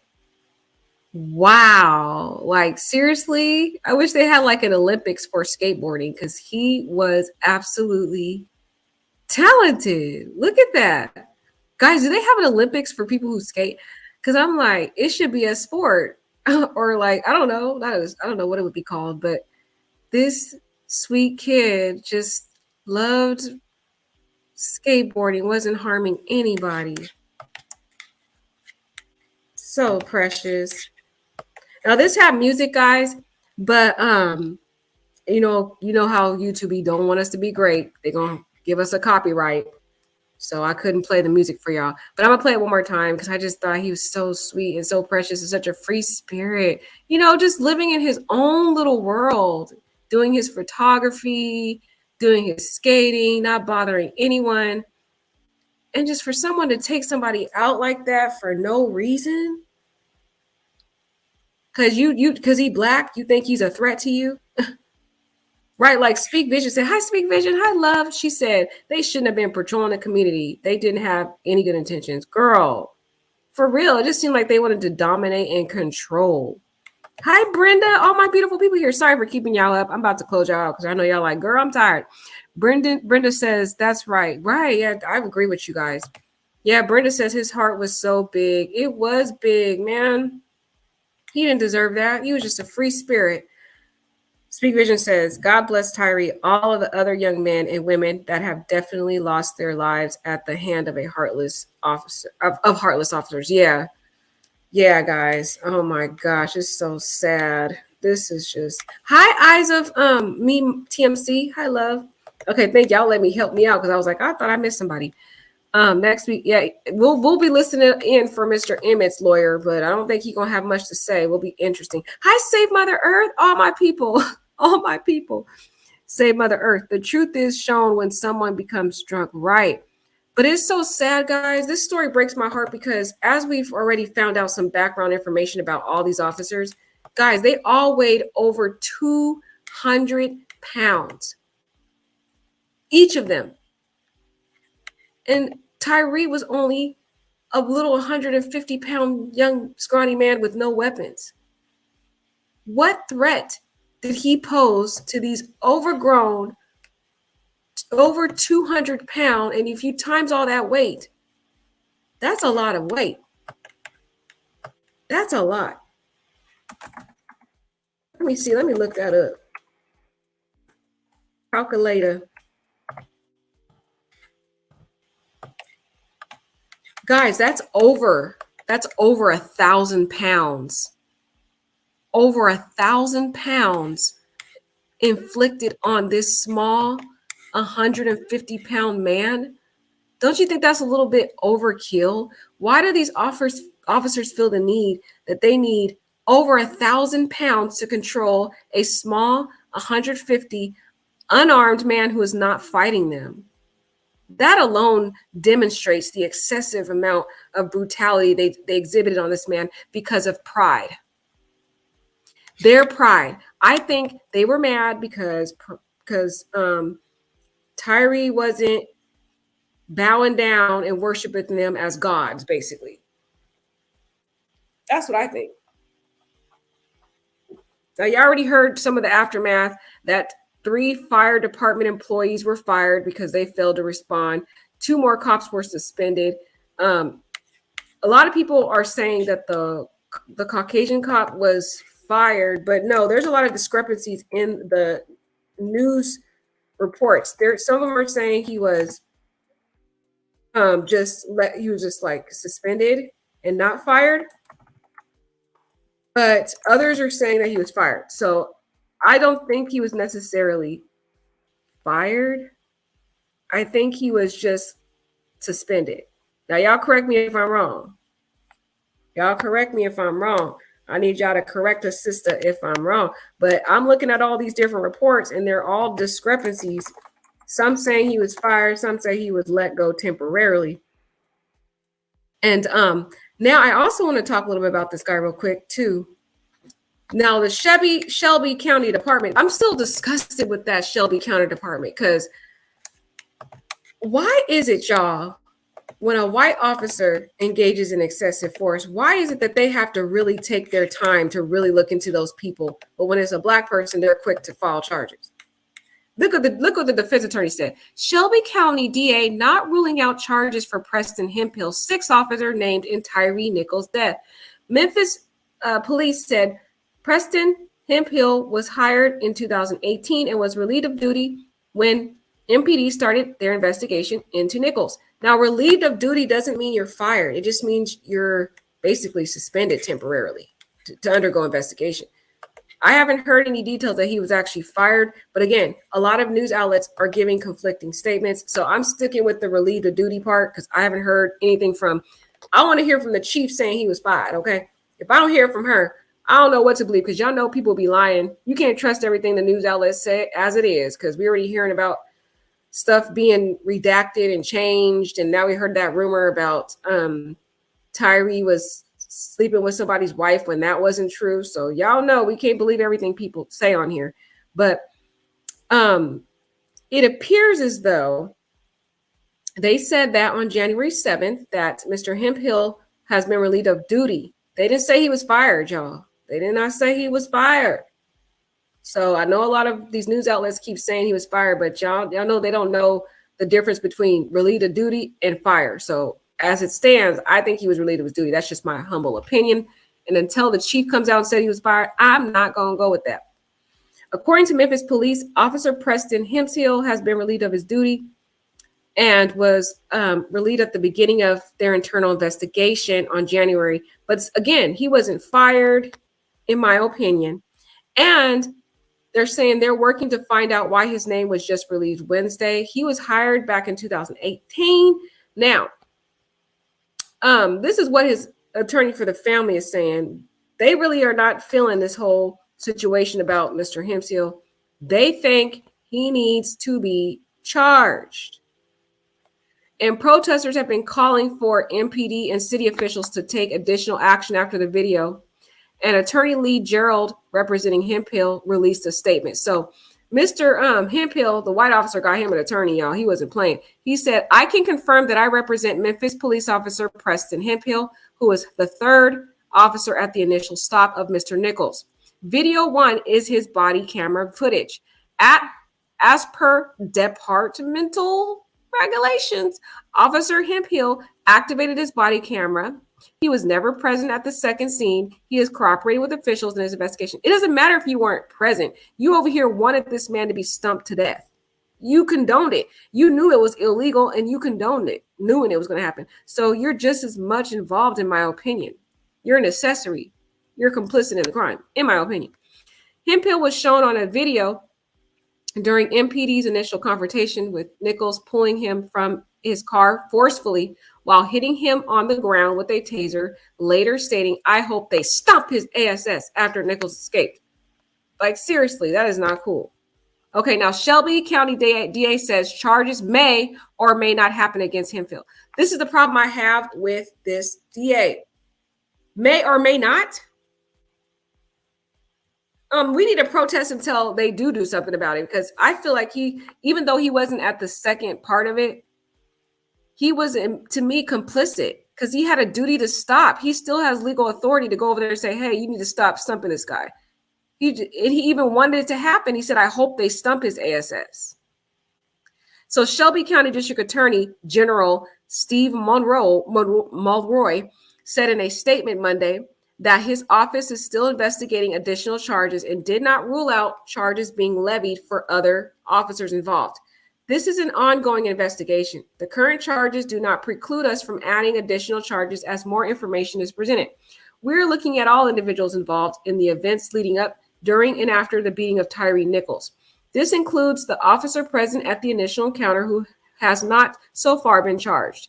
Memphis Fire police personnel and persons who participated in preparing documentation of the incident afterward. So those fire department personnel who got fired, well, they might be investigated also. The DA's office works extraordinarily swiftly, but thoroughly to charges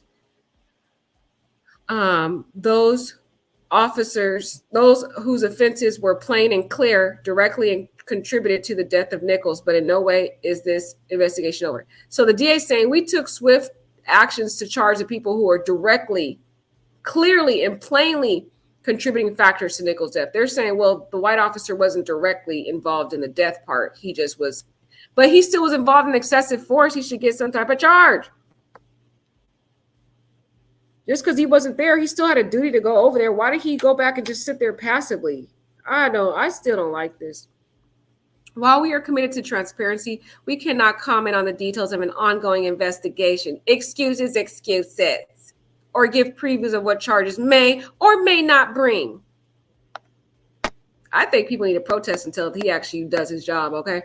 Our goal remains the same, to seek justice for Tyree Nichols and hold all who contributed to his death accountable. We ask for the public's patience as the investigation continues. But notice they always do that when it's a Caucasian officer involved. All of a sudden, we got to be patient, y'all. Y'all wasn't saying that when those black officers were involved. Make it make sense. Memphis Mayor Jim Strickland also weighed in, saying he's taking the investigation very seriously. As mayor, I take violations of departmental policies very seriously, but I cannot comment on further employment matters during pendency of administrative reviews. Memphis police said 2 confrontations occurred between Nichols and officers after he was arrested. Nichols complained of shortness of breath and was taken to a hospital in critical condition. He died 3 days later. I don't even know if he was responsive, guys. Relatives have accused the police of causing Nichols to have a heart attack. Poor baby. And kidney failure, guys. This young man had a heart attack and kidney failure. This is so sad. Authorities have only said that Nichols experienced a medical emergency. Wow. Why did the authorities try to minimize what happened to this man? Talking about he only experienced a little small medical emergency. Remember, guys, we always hear that a lot in these excessive force cases. They always use that same terminology, medical emergency. It's the same de minimis language they use. No, this man literally was about to die. His kidneys were shutting down. His organs were shutting down. Just sick. According to civil rights attorney Ben Crump, who was hired by Nichols' family, an independent autopsy found that Nichols had suffered from extensive bleeding caused by severe beating. Yeah, because he was beaten stumps by over 1,000 pounds of these sick dudes who literally just pounded on this little guy.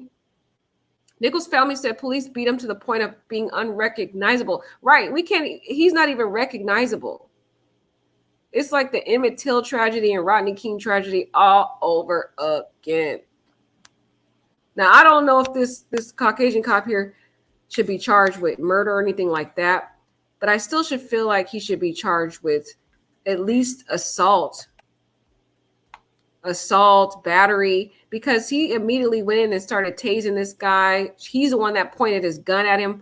Those are the charges I think he should be charged with, because he had no probable cause in the first place to already start being violent towards Tyree Nichols. So if anything, I feel like he should be charged with false imprisonment, because first of all, they should have never detained him in the first place. I don't even understand what was the initial probable cause. There's no grounds for that. So you shouldn't just kidnap somebody like that. Number two, when he raised that gun, that to me already is a charge right there. Because why did you raise the gun? You usually raise a gun if, for example, you're told that this person has a firearm or they pose some type of threat. They didn't have any of that type of information about Tyree. They didn't have nothing on, no concrete information. They didn't even know this guy's name. Apparently, it doesn't seem like they even cared who he was, because they didn't even follow the traditional procedures of asking for those very basic questions, y'all. Okay? It's crazy. So I still feel he should at least be charged with something. Do y'all think so, or y'all just think we should just let it go? Yeah, I know, Brenda. They did say they're not done. I already know that, girl. I know they're not done, but I just don't feel like we should have to wait around. Why we got to give Mr. Pillsbury over here, why we got to give him extra treatment? I feel like there's simple charges here. It's on the video what he did. At least charge him with the assault and battery part, the kidnapping, false imprisonment part of it, the violation of official duties. Those I feel like he did, because there was no real probable cause. Even the chief said she looked through all the different videos and couldn't find one valid reason for the stop. So that alone right there, the stop was illegal. That was an illegal stop. They had no probable cause to stop him. So any subsequent behavior after that, to me, was illegal. So if anything, just charge him with something. His nickname's going to be Pillsbury going forward. So if we talk about him and y'all on my live, I'm going to be calling him Pillsbury. So y'all got to know who he is. And tell other people in the chat if they don't know who Pillsbury is. If I mention Pillsbury, y'all going to have to tell everybody it's Preston Hemphill, because that's his nickname. He don't deserve to get respect, okay? I'm just saying. I know they're not done yet, my lovely Brenda. I know. I'm just saying, why does he get all this extra deep diving and deep investigation and all this when the prosecutor was quick to file them charges against these little hoodlums? I mean, we didn't even blink an eye or bat a tear yet, and they were already charged. That was very easy for them. It was a no-brainer. And you know the jury's going to throw the book at them. So we don't have to worry, y'all. We don't have to worry. I don't care what his defense attorneys say. They can cry to their blue in the face. I honestly, guys, think the jurors are not going to have a problem throwing the book at these black men, okay? You already know how they treat people in the black system. I mean, in the legal system as it is when you're black or brown. So with that being said, I don't think they're going to have a problem. They're going to be like, guilty.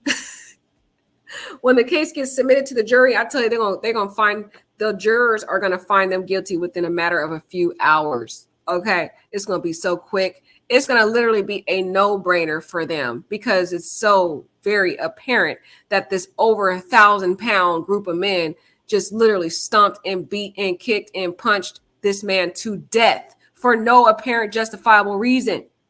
Period. It was just pride and arrogance. They were like, if you're not going to listen to us, we're going to beat you into submission. You will bow down to me. You will worship me as the officer that I am. I am police God. That's what they're basically saying. Their little small, little scrawny egos got bruised when Tyree, merely a scared young man who was terrified, who had never encountered anything like this in his life, guys. He never got even pulled over, never had any issues with cops, period. You can't find one criminal record of this guy, Tyree. He was not that type of dude. So this was like, to imagine one of your first, experiences with officers, and you get pulled over and you got all these guns and tasers and everything being aimed at you, and you're like, oh my God, like that would be so horrific. And then you're trying to follow every instruction that you're told, and no matter what you do, it's not good enough. Lay on the ground. And he's like, I am on the ground. What else can I do? I mean, I don't know what else, and you're still trying to tase me and I'm on the ground. I haven't fought you. I haven't kicked you. Of course you're going to get up and run. Okay. But he had over 1,000 pounds on him. That video, man. It seems like these tragedies get worse and worse and worse and worse and worse and worse. Right. Speak Vision said they're going to have to watch their back in prison. Yeah, but they be protecting the officers, though, girl. They're going to have them in their own little protective unit. They probably won't even be out with the general population, girl. Because that street justice that would be a quick street justice. Them inmates would stump those 3 dudes to pieces, okay? That it's just, you already know what's going to happen in the jails. But you already know how they treat officers. They're going to get their own little safe spot in the jail, and they're not going to be immersed with the general population, guys. So unfortunately, that street justice may not be coming anytime soon. And they got officer buddies in there. So those the security guards and all them, they're going to have respect for those officers. So they're going to be protecting their homeboys in jail. So I don't know about that, girl. Speak Vision says, I don't think they will be protected that much. Girl, to be honest, I hope you're right. But from what I hear, and what I've seen with other cops, is they do put them in protective areas because they already know that they are under a lot of danger in jail. A lot of people will want to face, get retaliation because maybe they were people that they had arrested in the past. So from my prior knowledge and experience, a lot of these officers get, put in a separate area. They don't actually be immersed with the others. Because, girl, if they put them with the general population, they wouldn't last a day, girl. They wouldn't even last a second in that general population. By the time they step foot, they would be gone. Have you heard? They would be completely, sorry about that, y'all. They would be completely gone. They wouldn't make it a full day.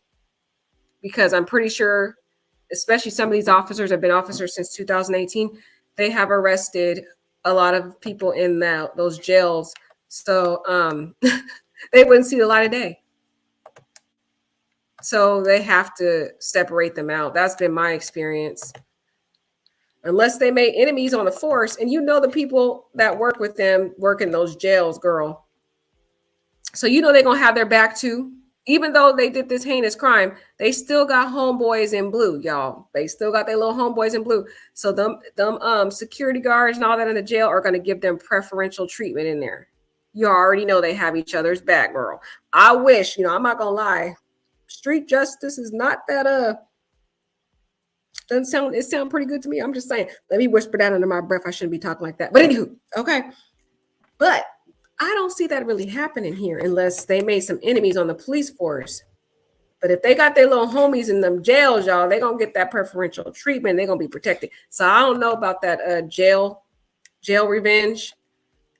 I see them being protected in jail. So that's just my opinion. We shall see, though. We're going to wait and see. All right. I love y'all. Thank you for staying with me for these 2 hours over here talking about this tragedy. May our beautiful Tyree rest in peace. He did not deserve what happened to him. He was a beautiful soul. We always hear about, treat others how you want to be treated. When you do good things happen for you. But I'm seeing in this very sad world, y'all, it seemed like the good people with the beautiful souls, the unjustified things happen to them. And I don't understand why. Why? And then the evil people get all this protection. Y'all need to help me answer that question because that really has been so sad for me. And just a disclaimer, all the individuals that we discussed tonight are innocent until proven guilty in the court of law. Like I mentioned, I don't have anything against officers. Like I said, in any type of institution, organization, there's good apples, there's bad apples. And I'm talking about the bad apples right now who are really giving officers a bad name. It's very sad. It's very unfortunate. And just Tyree should be here, y'all. Oh, look what Shannon said. They will separate them. However, the other prisoners will get them some way, somehow. Girl, you know I'm gonna be looking out. I'm gonna be looking out. I'm gonna be looking.